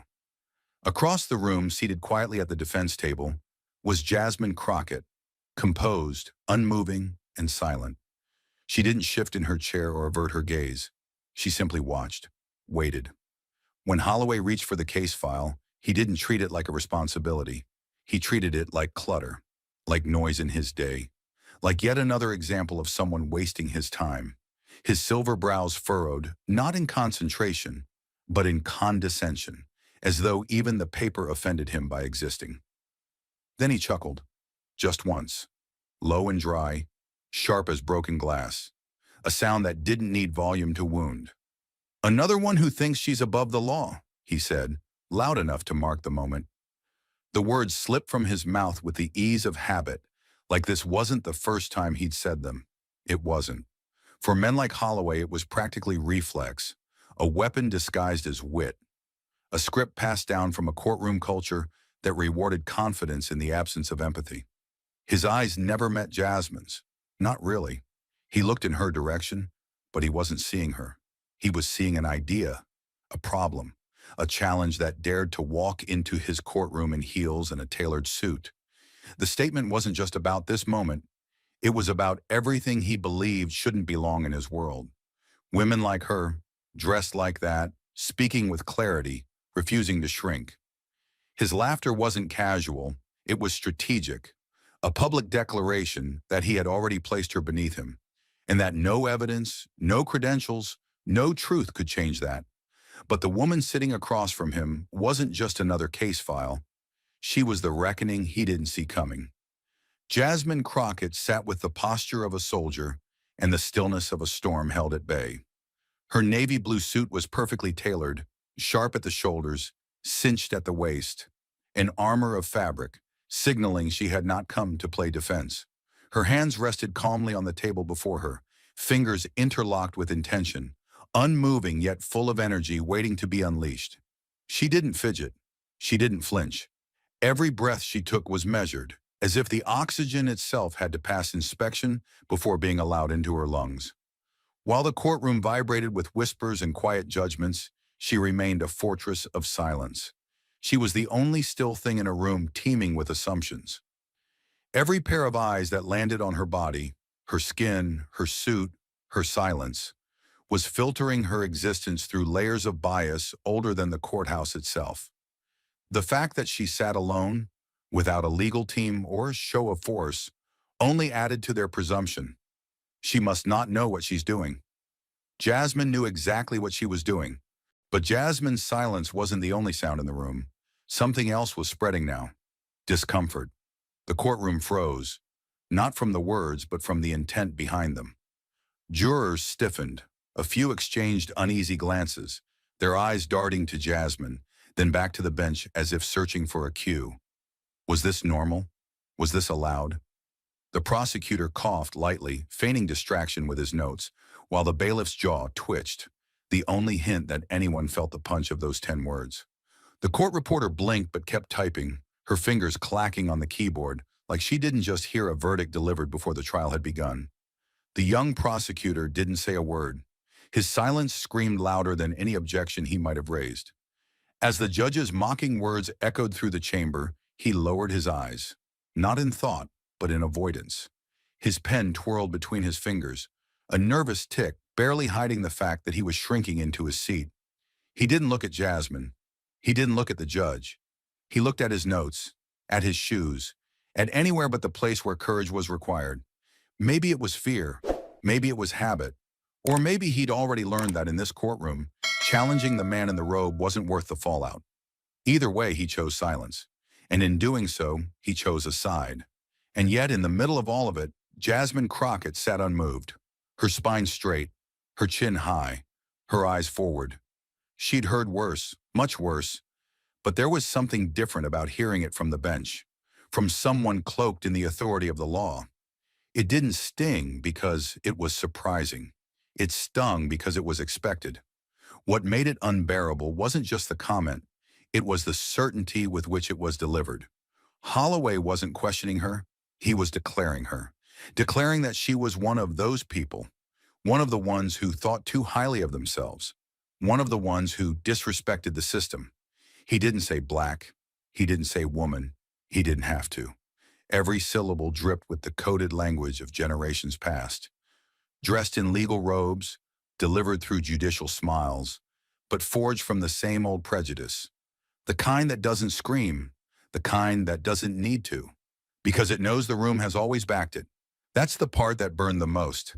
He didn't just insult her, he assumed the courtroom would agree, but Jasmine didn't blink. She didn't clench her fists. She didn't look down, because she knew this wasn't just a courtroom, it was a stage. And Judge Holloway? He wasn't in control of the scene. Not really. He was playing a part that was becoming dangerously outdated. He just didn't know it yet. This wasn't the 1980s, and she wasn't the stereotype he expected. She wasn't here to be humbled. She wasn't here to plead. She was here to confront. And every second she held his gaze without flinching, without reacting, she was breaking something older than both of them. The expectation that she would fold. He thought his words had power, But what he didn't understand was that his voice was no longer the only one that mattered. And soon it would be the quiet woman in the navy blue suit, not the laughing judge who would own the room. The moment the clerk announced the start of the proceedings, a hush fell over the courtroom. Not the respectful kind, but the kind that comes before something ugly. All eyes were on Judge Holloway as he adjusted his glasses with the slow, deliberate confidence of a man who believed himself untouchable. He didn't look at the law books. He didn't look at the facts. He looked straight at Jasmine Crockett, and in that gaze was no curiosity, no search for truth, only judgment already passed. His expression was that of a man who had seen this movie before and thought he knew exactly how it ended. He leaned forward, resting both elbows on the bench, and let the weight of his words settle into the silence like a brick through glass. "Let me guess," he said, his voice oily, mocking, weaponized. "You're going to tell me you were wrongfully arrested?" He said it like it was a punchline, like her entire presence in the courtroom was some kind of personal comedy to him. The way his eyebrows lifted, the way his mouth curled upward just enough to be cruel. It was all theater, and Jasmine was supposed to be the fool. He didn't ask because he wanted to hear her side. He asked because he didn't care. The question wasn't an invitation. It was a warning, a signal that this court didn't operate on fairness. It ran on presumption, and she had already lost before she said a single word. The words "wrongfully arrested" weren't treated as a serious claim. They were reduced to a tired excuse, a cliché, something women like her were expected to say, something men like him were trained to dismiss. A few heads in the gallery turned slightly, not because they were shocked, but because they'd seen this too many times. The system didn't need facts to function. It thrived on patterns, and Jasmine had just been slotted into one. The prosecutor didn't object. He didn't even glance up. The bailiff didn't blink. Even the stenographer paused, as if unsure whether the judge's mockery was worth recording. And there in the middle of it all, Jasmine remained perfectly still. Not because she was frozen, but because she understood something the judge didn't. She had already won something far more powerful than his approval: control over her own narrative. What Holloway failed to see, what he had always failed to see in women who looked like Jasmine, was that his question wasn't disarming her. It was exposing him. His sarcasm didn't make him seem sharp. It made him small. Because in that moment, surrounded by state seals, wooden benches, and the illusion of justice, the only thing on trial wasn't Jasmine's character. It was his. Jasmine didn't raise her voice. She didn't need to. Her reply cut through the courtroom like a blade made of calm steel. "I believe we should stick to facts, Your Honor," she said, her tone even, crisp and composed. There was no tremor in her voice, no hint of anger or defensiveness, only precision. The words hung in the air, bold in their restraint, a quiet rebuke dressed in diplomacy. It wasn't just a response, it was a line drawn in the sand.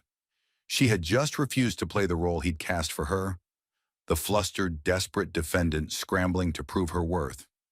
Instead, she redirected the courtroom to the one thing the judge was clearly avoiding: the truth. Her statement landed hard, not because it was loud, but because it exposed the very foundation of his mockery as hollow speculation. The smirk on Judge Holloway's face faltered, just slightly, as if for a split second he realized he'd underestimated the woman sitting across from him. Jasmine didn't stop there. Her gaze remained steady as she added, "I'm not here to debate opinions. I'm here to present facts that were ignored, dismissed, or never even asked for." It was more than a statement. It was a confrontation made with elegance. It was a moment that shifted the room, even if subtly. Jurors looked up, curious now. The prosecutor's pen stopped moving. The bailiff straightened ever so slightly. No one had expected her to answer like that, with poise, with clarity, with control.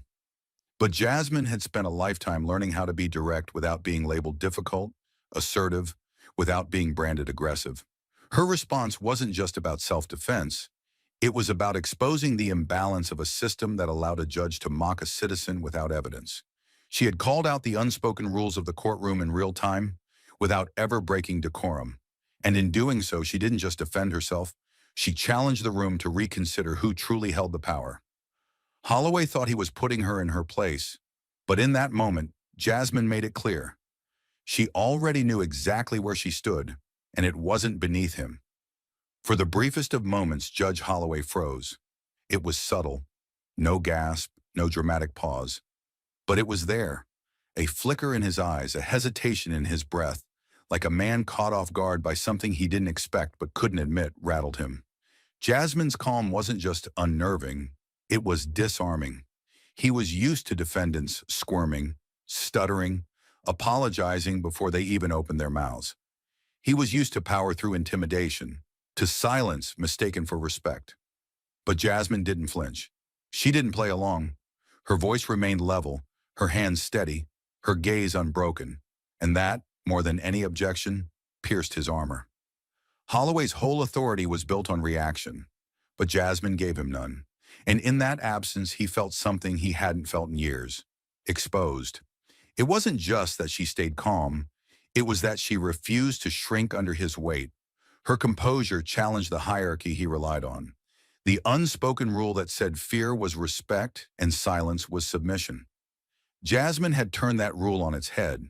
Without raising her voice or moving a muscle, she had shifted the dynamic, and Holloway didn't like it. Because if she wasn't afraid, if she wasn't scrambling to prove herself, then who was really in control of the room? Her stillness held a mirror to his performance and reflected everything hollow about it. And for the first time, he realized this wasn't going to be the quick, one-sided proceeding he had planned. She had come prepared, not to plead, but to expose. And his carefully constructed sense of superiority was beginning to crack. Jasmine's hand moved with quiet precision, slipping into the inside pocket of her blazer like someone retrieving a pen. Measured, controlled, deliberate. But to the eyes watching her, it wasn't just a motion, it was a provocation. The bailiff, a thick-necked officer in a dark blue uniform with a rigid jawline and a chest full of unearned authority, immediately jolted upright. His right hand hovered near his holster, fingers twitching just once, as though itching to draw before thinking. His stance widened. His breathing quickened. He didn't speak, but his body screamed readiness, as if the courtroom had suddenly shifted from a place of law to a battlefield. One movement. That's all it took. One movement from the wrong kind of woman in the wrong kind of room, and everything turned to glass. Breakable, brittle, seconds from shattering, and Jasmine felt it. She always did. It was the same cold tension she felt in elevators, in airports, in boardrooms. The invisible line between being professional and being perceived as dangerous. She hadn't flinched. She hadn't lunged. She hadn't raised her voice. All she had done was reach, and that alone triggered a tactical response. The injustice wasn't hidden. It wasn't coded.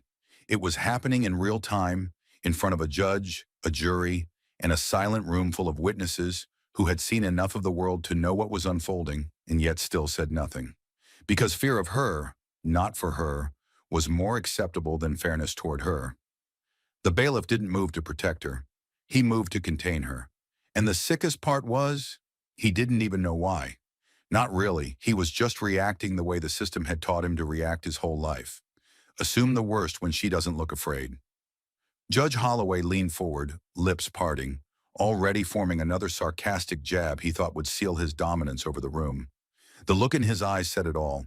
He was ready to humiliate her, to remind everyone who held the gavel and who held nothing. His voice began to rise, that smug cadence sharpening like a knife being drawn across stone. But then he saw it.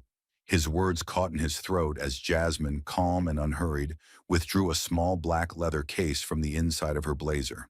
His smirk faltered, jaw stiffening just slightly, as the object in her hands shifted the entire atmosphere. It wasn't large, it wasn't flashy, but it radiated authority in a way that no courtroom title ever could. The bailiff's posture snapped upright, the prosecutor stopped scribbling mid-note, and the air seemed to thicken with collective anticipation.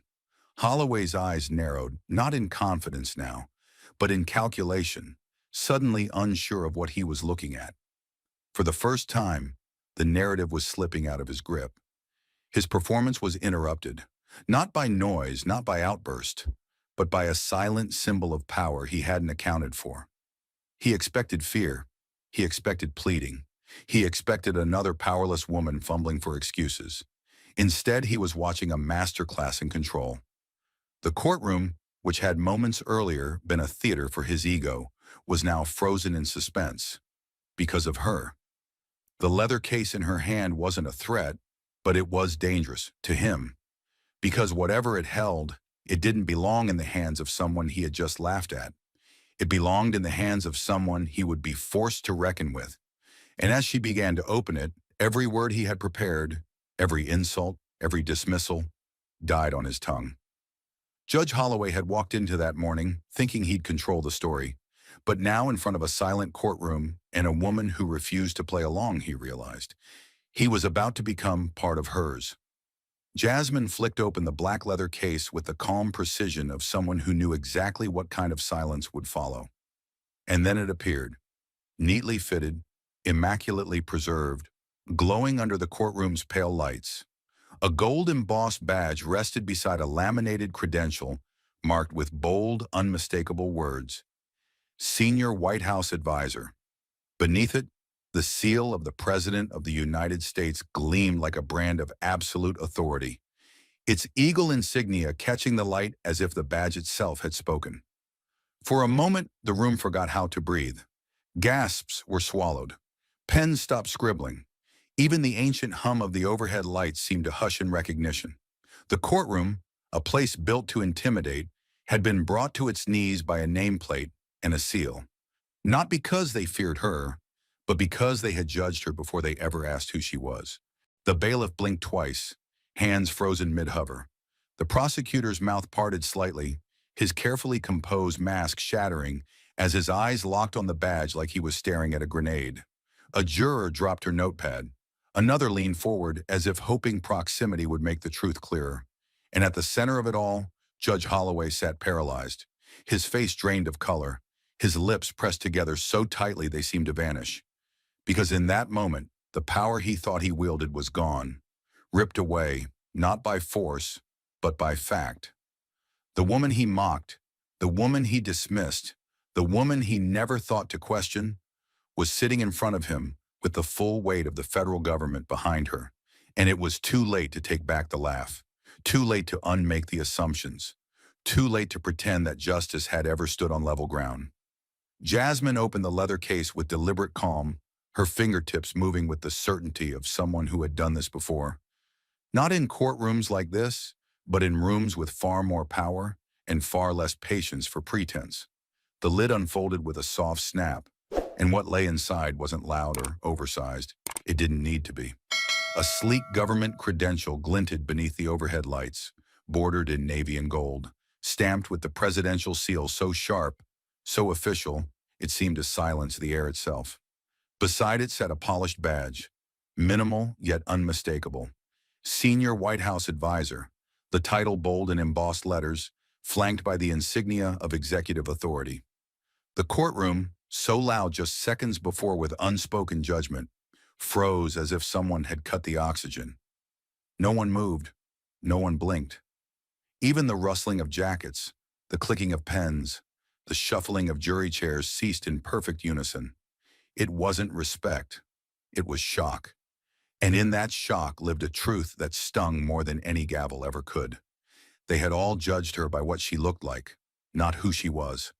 The bailiff lowered his hand slowly, as if awakening from a trance, his fingers inching away from his weapon like he realized how close he'd come to a mistake that couldn't be undone. The prosecutor stared at the badge as though it were radioactive. Not because he didn't believe it, but because deep down he did, and that terrified him. Jurors leaned forward in unison, their body language shifting from passive indifference to stunned attention, suddenly aware that this wasn't the trial they thought they were watching. And at the bench, Judge Holloway sat frozen, his eyes locked on the badge, his mouth slightly open, caught mid-breath, mid-thought, mid-collapse. He had spent years mastering the room with his voice, but now his silence was the only thing left. Because in that small leather case, Jasmine hadn't just revealed her credentials, she had revealed his failure. It wasn't just that she had authority, it was that she had it all along, and none of them had bothered to ask. Not the officers who detained her, not the clerks who processed her paperwork, not the judge who laughed before hearing a single fact. The injustice wasn't just in the arrest, it was in the assumption, the laziness, the arrogance of a system so sure of itself, it didn't think twice before turning her into a defendant. Jasmine didn't gloat. She didn't smirk. She didn't raise her voice or offer a lecture. She simply placed the badge in front of her like a royal flush at the end of a long, brutal hand. No fanfare, no explanation, just proof. Clean, undeniable, damning. And as that badge caught the light once more, the room saw clearly for the first time who had actually walked through that door. Not a suspect, not a statistic, not a woman asking for mercy, but a reckoning dressed in navy, backed by the highest office in the land, and absolutely unwilling to be ignored. Her voice cut through the stunned silence like a scalpel, precise, steady, and impossible to ignore. Jasmine didn't raise her tone. She didn't need to. She simply looked up at the bench, locked eyes with Judge Holloway, and spoke with the calm authority of someone who had said this exact line in far more powerful rooms. I am the senior legal advisor for national security policy at the White House Office of Policy Coordination, she said, enunciating each word with the clarity of someone who wasn't introducing herself, but correcting the room. Gasps rippled through the gallery, subtle but unmistakable. The courtroom had been quiet before, but now it was silent in shame. What made the moment so devastating wasn't just her title. It was the realization that they all should have known. The judge sat motionless, blinking slowly, his lips parted slightly like a man trying to swallow a mistake too large to hide. This wasn't a bluff. This wasn't a trick. This was real. Jasmine Crockett was not just a wrongfully accused woman. She was a national-level policy advisor with federal clearance, someone trusted with information most of the people in that room weren't even allowed to read. And yet she had been dragged in like a criminal, mocked before speaking, judged before being asked her name. The irony was brutal. A courtroom built to protect the rule of law had become the very place where it was violated, with prejudice, with arrogance, and with complete disregard for truth. And now the truth stood in front of them, composed and devastatingly precise, daring them to say another word. Without so much as a tremor in her hand, Jasmine reached into the side of her structured leather handbag and withdrew a large government-sealed envelope, thick, rigid, and marked not with fear, but with force. The paper itself looked expensive, smooth and uncreased, bearing the embossed seal of the Executive Office of the President of the United States, an unmistakable emblem that glinted faintly under the cold courtroom lights. As she laid the envelope on the defense table with quiet finality, the room leaned in, instinctively, as though the gravity of what she was about to reveal had sucked the air from every pair of lungs in the chamber. She didn't raise her voice, didn't dramatize her movements. That wasn't necessary. The moment was loud on its own. With the poise of a surgeon and the tone of a federal investigator, she spoke, clearly, calmly, and with devastating precision. This is a sealed complaint issued by the White House Office of Legal Counsel, reviewed and signed off by the President's senior legal advisors. She let the sentence linger for a moment, as if daring anyone in the room to interrupt. No one did. Her eyes scanned across the courtroom, not in arrogance but in full awareness that what she was holding was more than paper. It was evidence. It was accountability. It was the kind of truth this room wasn't used to seeing placed on the defense table. It outlines multiple violations of federal law committed during my unlawful detainment, she continued, her voice like iron wrapped in velvet, including false documentation, racial profiling, and procedural misconduct. A low rustle moved through the gallery, jurors shifting in their seats, the court clerk momentarily frozen with her fingers above the keyboard. The prosecutor's face went pale, the color draining slowly as his eyes locked on the document like it might detonate at any second.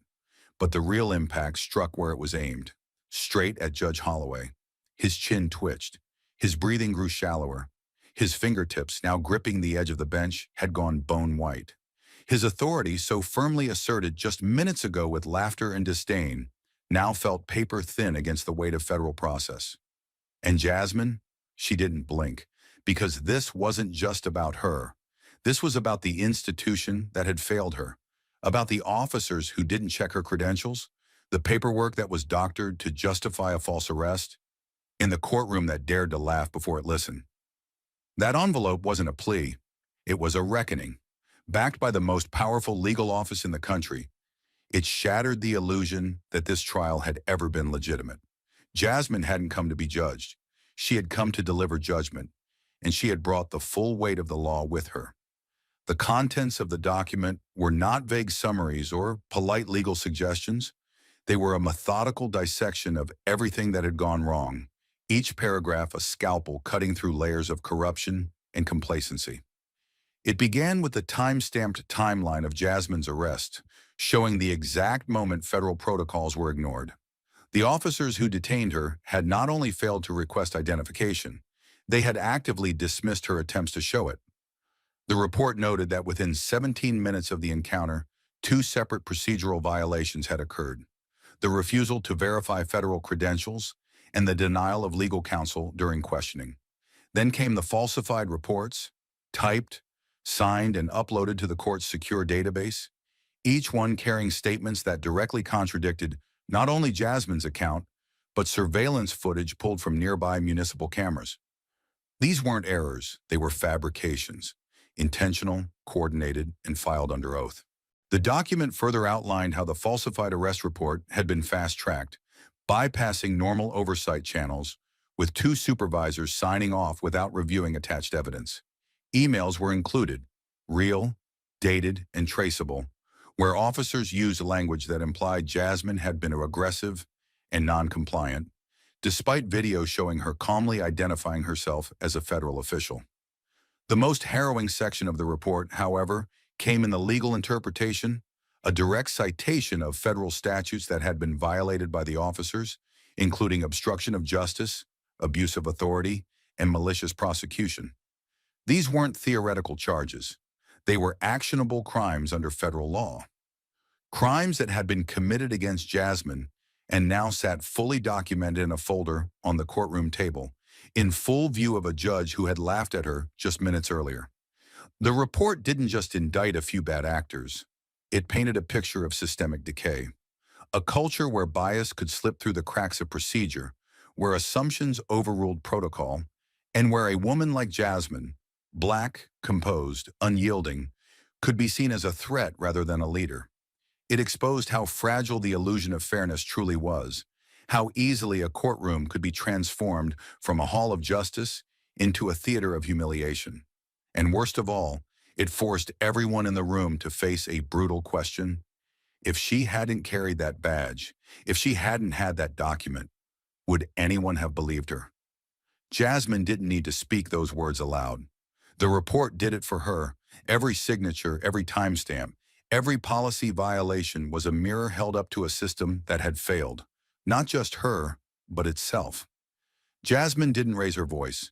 She didn't need to. The restraint in her tone was more devastating than any outburst could have been.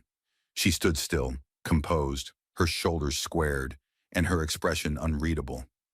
Not because she felt nothing, but because she had learned long ago that dignity was the sharpest weapon in a room built to deny it.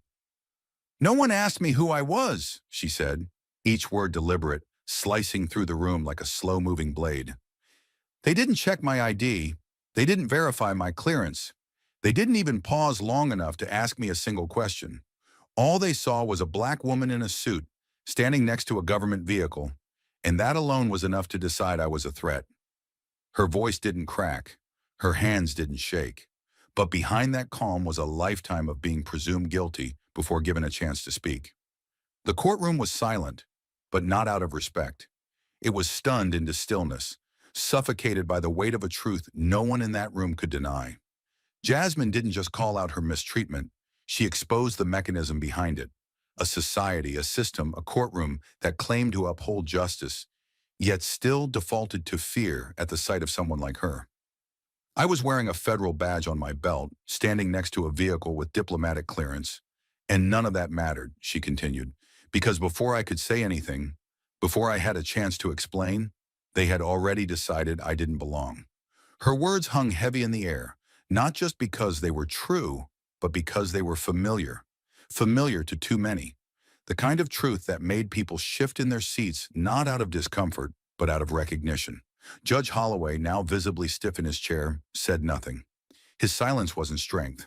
It was survival. Because deep down, he knew the worst part wasn't that she was arrested. It was that everyone in the chain of command, from the officers on the street to the clerks in the courthouse, had played their part without question. And now, standing in front of them, Jasmine had pulled the curtain back on all of it. "If I had been anyone else," she said, voice low but steady, "if my skin had been lighter, if my title had been assumed instead of doubted, I wouldn't be standing here." That final sentence wasn't emotional. It wasn't exaggerated.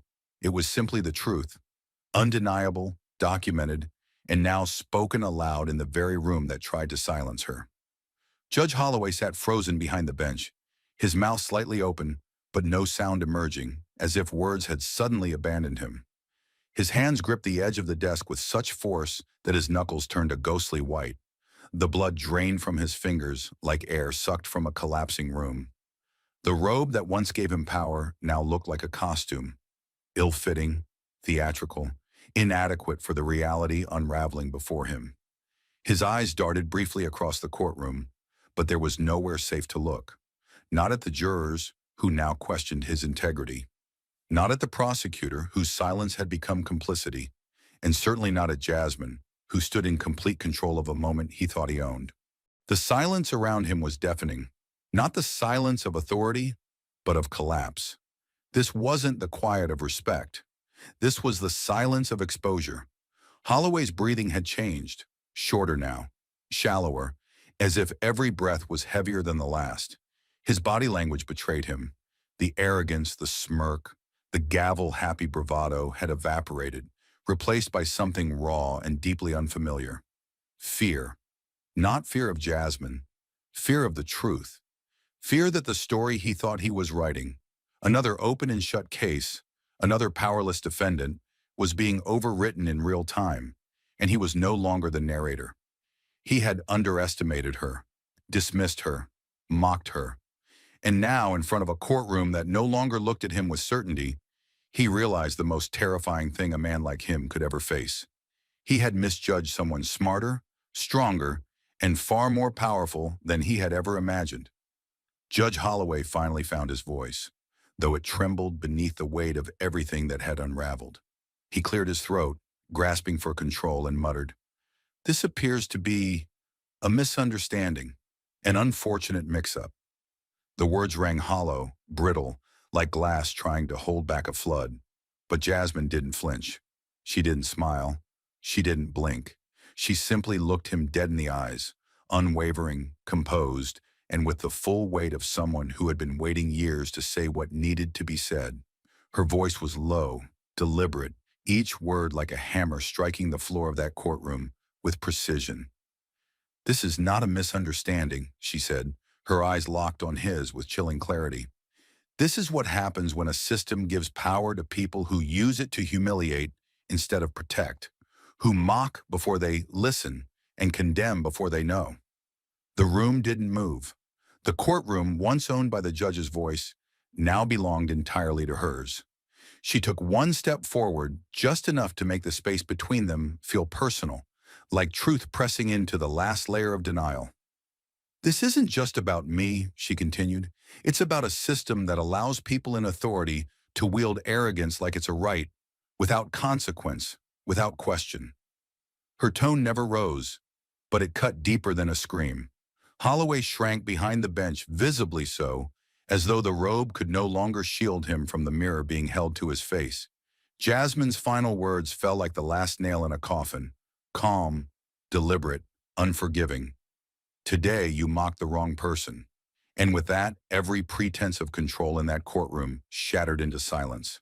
The prosecutor jolted to his feet as if the floor beneath him had caught fire, his chair screeching backward with a loud scrape that startled the silence. His hands trembled slightly as he adjusted his tie, though his face was already drained of all color, sweat collecting at his brow. For a moment he looked like he might try to speak, but nothing came out. Only the sound of shallow breath and panic trying to find a voice. Finally, with a shaky exhale, He forced the words into the air. Your Honor, he began, his voice uneven, cracking on the second syllable. In light of this new information, the prosecution moves to withdraw all charges against Ms. Crockett immediately. The phrase hung there like a white flag, not just of surrender, but of guilt, an unspoken admission that the system had failed, and now everyone in the room knew it. He didn't look at Jasmine when he said it. He couldn't. The shame was too fresh, too visible. He stared at the judge instead, eyes pleading, not for approval, but for permission to escape the wreckage. But it was too late. His silence earlier had already said enough, and now this gesture, though necessary, was nothing more than damage control. The courtroom remained frozen, processing the moment in stunned disbelief. And though Jasmine didn't move, didn't speak, the shift was unmistakable. She had turned the entire balance of power upside down. What had begun as a trial against her had become a trial of the courtroom itself, and the verdict had just been delivered, not by a jury, but by truth. Judge Holloway remained still, visibly battling with the weight of the moment pressing down on him like a collapsing ceiling. His lips parted, then closed again, as if trying to form a response that might salvage even a sliver of dignity from the wreckage around him. But there was nothing left to argue, no space for rebuttal, no high ground to retreat to. The evidence sat like a loaded weapon on the defense table. The badge glinted under courtroom lights like a silent verdict. And Jasmine Crockett, still composed, still silent, stood as an undeniable contradiction to everything he had assumed. The courtroom, once his domain, now felt foreign, hostile even, no longer bending to the force of his voice, but waiting, watching to see if he would admit what they all now knew. His pride was choking him, visible in the twitch of his jaw, the subtle tremor in his fingers gripping the bench. Finally, after what felt like an eternity measured in held breaths and sharpened stares, he exhaled, sharp, bitter, reluctant. The court, he muttered, each word dragged from the depths of his crumbling authority, formally dismisses all charges against Ms. Crockett. The phrase didn't land like a gavel strike. It landed like a confession. Quiet, defeated, almost apologetic. There was no trace of the man who, minutes earlier, had laughed aloud at a woman he knew nothing about. His voice was thin, almost hoarse, stripped of the arrogance that once filled this room like smoke. He looked down as he said it, not out of protocol, but out of shame. The same shame that now clung to every inch of his robe like a stain that couldn't be scrubbed out. No one applauded. No one moved. The silence wasn't awkward. It was surgical, clean, cold. The kind of silence that marks the end of something broken. And though no one said it out loud, everyone knew what they had just witnessed. This wasn't a courtroom victory. It was an exposure, a reckoning, a moment when the scales of justice finally tilted.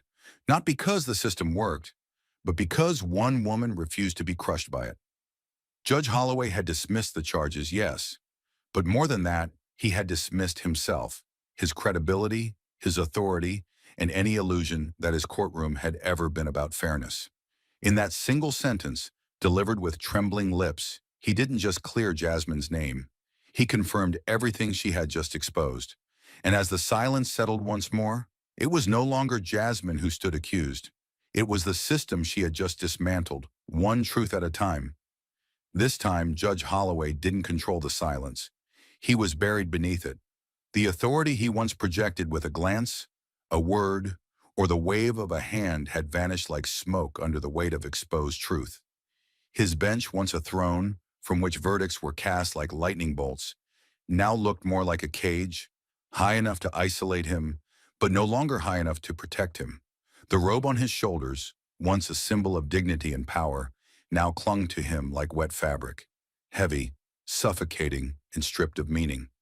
He sat there, hands clenched, posture shrunken, trying to hold on to the last remnants of a status that had slipped through his fingers the moment Jasmine spoke her truth. He was no longer the center of the room. He was no longer the voice people waited on. His power had not been taken. It had been revealed to be hollow.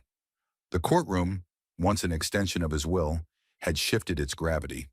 The eyes of the jurors, once deferential to every tone he used, now flicked past him like he wasn't even there. The bailiff, who would have once jumped to follow his every nod, now stood still, arms crossed, watching the judge with a look that hovered somewhere between confusion and disapproval. Even the court reporter, trained to capture every utterance from the bench with robotic neutrality, now typed with the rhythm of someone recording the fall of something larger than a case. And in the middle of it all stood Jasmine Crockett, not elevated by any bench, not wrapped in robes, not wielding a gavel, yet owning every ounce of control with nothing more than her truth and her presence. This wasn't just the loss of power, it was the end of illusion. Judge Holloway had believed for decades that the courtroom bent to him, that justice was something he delivered, not something he had to answer to. But the room had learned otherwise. They had seen what power actually looked like, unapologetic, poised, and immune to intimidation. Jasmine didn't yell, didn't threaten, didn't demand, and yet she had dismantled everything he stood on, piece by piece, with precision and calm. She had revealed what no robe could cover, that the system he upheld without question could collapse the moment someone refused to bow to it. Holloway didn't just lose a case that day. He lost the room. He lost the myth of his authority. And as he sat there in silence, it was no longer his courtroom. It was hers. This time, Judge Holloway didn't control the silence. He was buried beneath it. The authority he once projected with a glance, a word, or the wave of a hand had vanished like smoke under the weight of exposed truth. His bench, once a throne from which verdicts were cast like lightning bolts, now looked more like a cage, high enough to isolate him, but no longer high enough to protect him. The robe on his shoulders, once a symbol of dignity and power, now clung to him like wet fabric, heavy, suffocating, and stripped of meaning. He sat there, hands clenched, posture shrunken, trying to hold on to the last remnants of a status that had slipped through his fingers the moment Jasmine spoke her truth. He was no longer the center of the room. He was no longer the voice people waited on. His power had not been taken. It had been revealed to be hollow. The courtroom, once an extension of his will, had shifted its gravity. The eyes of the jurors, once deferential to every tone he used, now flicked past him like he wasn't even there. The bailiff, who would have once jumped to follow his every nod, now stood still, arms crossed, watching the judge with a look that hovered somewhere between confusion and disapproval. Even the court reporter, trained to capture every utterance from the bench with robotic neutrality, now typed with the rhythm of someone recording the fall of something larger than a case.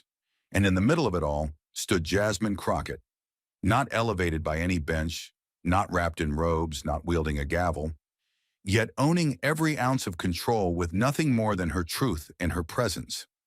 This wasn't just the loss of power, it was the end of illusion.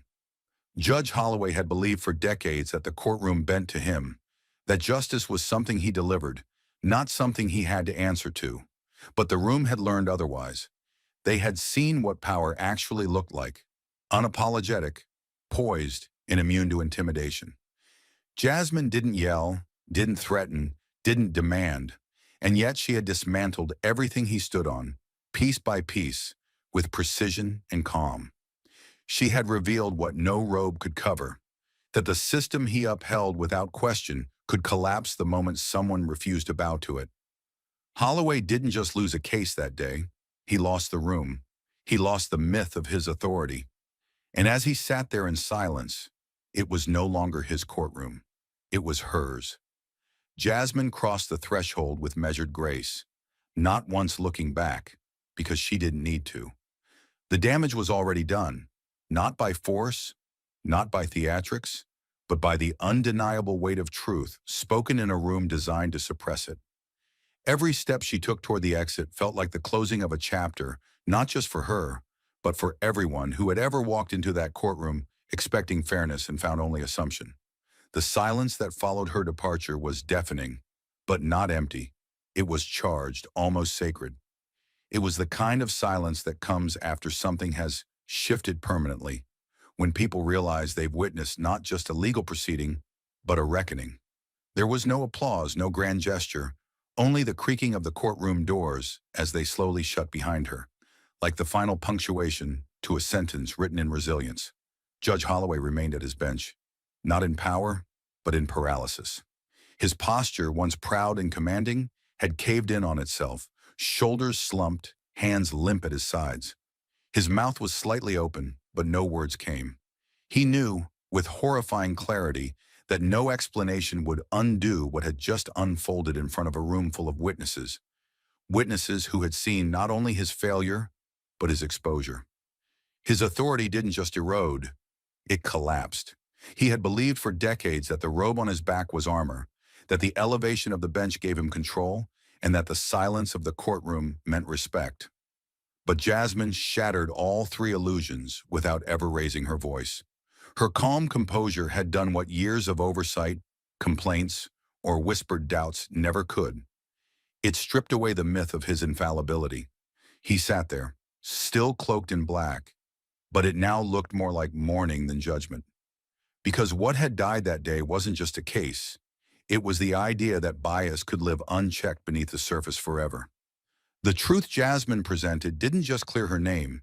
It indicted a way of thinking, a culture of courtroom superiority that had gone unquestioned for too long. Her presence had held up a mirror, and what it reflected was too ugly to look away from. Holloway wasn't grieving the end of a trial. He was grieving the end of the illusion that he was still fit to judge anyone. The prosecutor remained standing, eyes cast downward, unwilling to sit beside a man who had just been publicly unmasked. The bailiff stayed still, unsure if protocol even applied anymore. And the jurors? They didn't look at the bench. They looked at the empty space where Jasmine had stood, the only place in the room that had ever truly held power. Outside the courtroom, the world would soon learn what happened here. The sealed documents would reach federal desks. The footage, the transcripts, the silence, it would all become part of something larger. But inside, in that moment, the shift was already complete. Judge Holloway wasn't feared. He wasn't obeyed, he was finished. And he knew deep in the pit of his stomach that history would not remember him for the thousands of verdicts he had rendered, but for the one time he laughed at the wrong woman. Because Jasmine Crockett didn't just win a case, she exposed a legacy. And the man who once believed himself the final word in every room now sat beneath the weight of her silence, a silence that would echo long after she was gone. It didn't take long. Within hours of the courtroom doors closing behind Jasmine Crockett, the story ignited like a brush fire in a dry canyon. The footage, raw, damning, and painfully clear, found its way onto every major news outlet before dusk. A camera, discreetly positioned near the back of the courtroom for routine documentation, had inadvertently captured what would become one of the most talked about courtroom moments in modern judicial history. Viewers across the country sat frozen as the video showed Judge Holloway mocking a woman he presumed to be just another defendant, only to be stopped cold when Jasmine calmly revealed her badge and identity as a senior White House legal advisor. By the time the evening news aired, the footage had already spread to millions. News anchors spoke with barely disguised urgency. A shocking moment in a local courtroom, one declared, her voice a mix of disbelief and outrage, where a federal advisor was arrested, humiliated, and nearly prosecuted, all while carrying the full weight of the executive branch. Headlines flashed in bold letters. White House advisor wrongfully detained. Judge brought to silence by secret truth. Justice system on trial. Social media moved even faster. The hashtag #, Justice for Jasmine surged into the top trending spot within 90 minutes of the story breaking. Just behind it came System on Trial and Black and Qualified. Thousands began sharing clips of Jasmine's poised response, looping the moment she opened her badge case and set it gently on the defense table, overlaid with quotes like, "Calm is not weakness, and truth doesn't need to shout." Influencers, lawyers, professors, students, civil rights activists, they all amplified the footage, calling it a watershed moment. Legal experts went live on podcasts and Twitter spaces, breaking down how not only the arrest but also the court's conduct reflected deep-rooted systemic rot.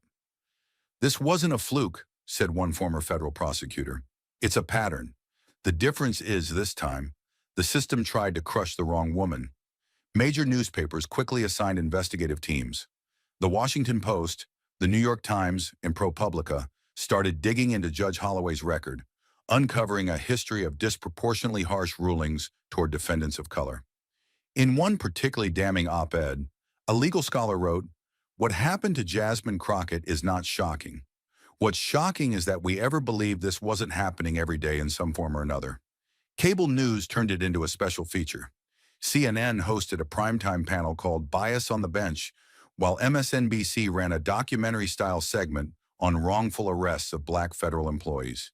Even traditionally conservative networks couldn't look away. Footage doesn't lie, and the tape was brutal.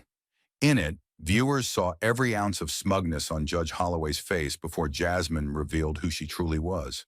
They saw his blood drain, the room freeze, the prosecutor stumble backward as though physically hit. And they saw Jasmine, unmoved, unwavering, dismantling the courtroom's power structure with nothing but truth and stillness. Outside of media, public reaction reached a boiling point. Demonstrations began forming in cities overnight. In Washington, D.C., a candlelight vigil was held in Lafayette Square, not far from where Jasmine worked, as attendees held signs that read, "She spoke, we heard." In Chicago, law students staged a walkout, demanding judicial bias training and independent oversight of federal courts. In Los Angeles, a mural of Jasmine was painted on the side of a courthouse wall within 24 hours, showing her mid-stance with her badge in one hand and the words "Never Assume" painted above her head in white. It wasn't just activists. Prominent figures began to speak out. Former presidents, civil rights icons, and even sitting senators commented publicly. One senator tweeted, "When our courts mock truth and respect power only in robes, we all lose." Jasmine Crockett reminded us what real power looks like: quiet, unyielding, and backed by truth. The tweet gained over 1 million likes in under 10 hours. Jasmine herself did not comment. She did not appear on camera, did not release a statement, did not speak to reporters camped outside her apartment. That silence only amplified her presence. Her absence became part of the story, a calm refusal to be pulled into spectacle. A single image captured by a journalist as she walked away from the courthouse doors became iconic. Jasmine in a navy blue suit, back straight, shoulders firm, sunlight catching the crest of her badge just before she tucked it away. It was shared over 5 million times in 2 days. Time magazine placed it on its cover under the headline, "The Woman Who Didn't Flinch." Meanwhile, the judicial world scrambled. The State Commission on Judicial Conduct announced an emergency review of Judge Holloway's recent cases. The court administration office confirmed that dozens of prior defendants had already begun filing appeals. A coalition of civil rights attorneys proposed what they called the Crockett Protocol, a national policy for verifying credentials and preventing courtroom profiling. Federal judges quietly but urgently began reviewing their courtroom footage and internal practices. Within 48 hours, the American Bar Association issued a public statement calling the incident a sobering moment that demands reflection and reform at every level of our justice system. Law schools across the country included the footage in their ethics curriculum, some professors playing it on loop as the first lecture of the semester. But perhaps the most powerful response came not from institutions, but from individuals. Letters poured into Jasmine's office from across the country. Some were from young law students. Others were from older civil rights attorneys who had fought in courtrooms that never believed them. One came from a 12-year-old black girl in Georgia who wrote, "I didn't know someone like me could stand up in a room like that and win. Now I want to be just like you." And through it all, Jasmine said nothing. She kept working. She returned to her office in D.C., attended her policy meetings, reviewed national security briefings, and quietly continued shaping federal law. She didn't need to tell the world what had happened. The world had already seen it. The world had already listened. And more importantly, the world had started to change.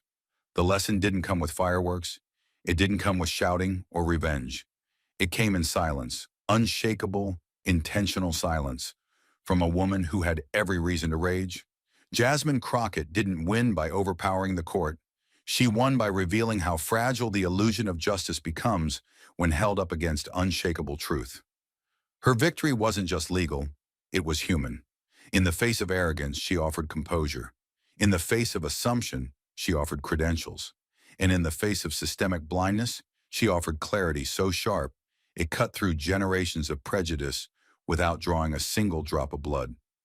She reminded the world that justice doesn't scream, it stands. And when it stands tall enough, long enough, those who hide behind robes, titles, and fear have no choice but to fall silent before it. The real power of Jasmine's story lies not in what she proved about herself, but in what she exposed about the system that tried to break her. This wasn't the tale of one rogue judge or a single biased courtroom. It was a reflection of how deeply prejudice can be embedded into the structure of authority. So subtle, so routine, that no one questions it until someone like Jasmine forces them to. Her experience wasn't rare. What was rare was that she had the power, the presence, and the platform to shine a light on it while standing directly in the crosshairs. And she didn't just shine that light for herself. She aimed it outward, toward the forgotten, the overlooked, the routinely dismissed, toward every voice that had once been laughed at, dismissed, or silenced before it ever had a chance to speak. Her silence was not weakness, it was strategy. Because silence can be many things: complicity, fear, surrender. But in Jasmine's hands, it became a weapon of precision, a refusal to entertain ignorance, a rejection of theatrics. Her calm forced the room to listen. Her restraint forced them to reflect. In a world that often expects women, especially Black women, to be loud to be heard, Jasmine turned that expectation on its head. She taught a masterclass in presence, in dignity, in the quiet art of confrontation through facts rather than fury. And in doing so, she changed the shape of the room she was never supposed to control. There is a universal truth in her story that stretches beyond courtroom walls. That truth says, assumptions are dangerous. That truth says, dignity can be revolutionary. That truth says, the moment you judge someone based on who you think they are, rather than who they prove themselves to be, you have already lost your authority. Jasmine didn't need to shout to make the system hear her. She needed only to exist unapologetically, armed with her credentials, her integrity, and the courage to hold her ground when it would have been easier and safer to step back. That is where her power came from. Not from status, but from stillness, from conviction, from the knowledge that truth doesn't ask permission to be respected. And the deeper lesson, the one that lingers after the headlines fade, is that the system must never again require someone like Jasmine to prove her worth just to be treated with basic respect. That burden should never fall on the shoulders of the marginalized. Respect should not have to be earned through humiliation endured, credentials revealed, or silence weaponized. It should be the default, not the exception. But until that day comes, stories like Jasmine's will continue to matter. They will continue to teach. They will continue to haunt the halls of justice until every door, every bench, every badge, and every gavel remembers what they were built to serve. Her story is not one of vengeance. It is one of restoration. She didn't seek to destroy the court. She reminded it of what it was supposed to be. She didn't want the judge to fall. She wanted him to see, and in forcing him to look at himself, really look, she gave the entire nation a mirror it couldn't ignore. A mirror that asked not just, what happened here, but how often has this happened when no one was watching? That is the question that echoed louder than any gavel, longer than any statement. And it is the question that will keep echoing until justice no longer depends on who is sitting at the table or who dares to speak across it. So let Jasmine's story stand. Let it stand in classrooms and courtrooms. Let it stand in whispered conversations between law clerks and shouted chants in the streets. Let it stand as a lesson in what happens when quiet strength meets unchecked power. Let it stand because there are still so many who are expected to shrink in the face of robes and judgment. And let it remind us that sometimes the most radical thing you can do in a room built to silence you is to simply refuse to sit down,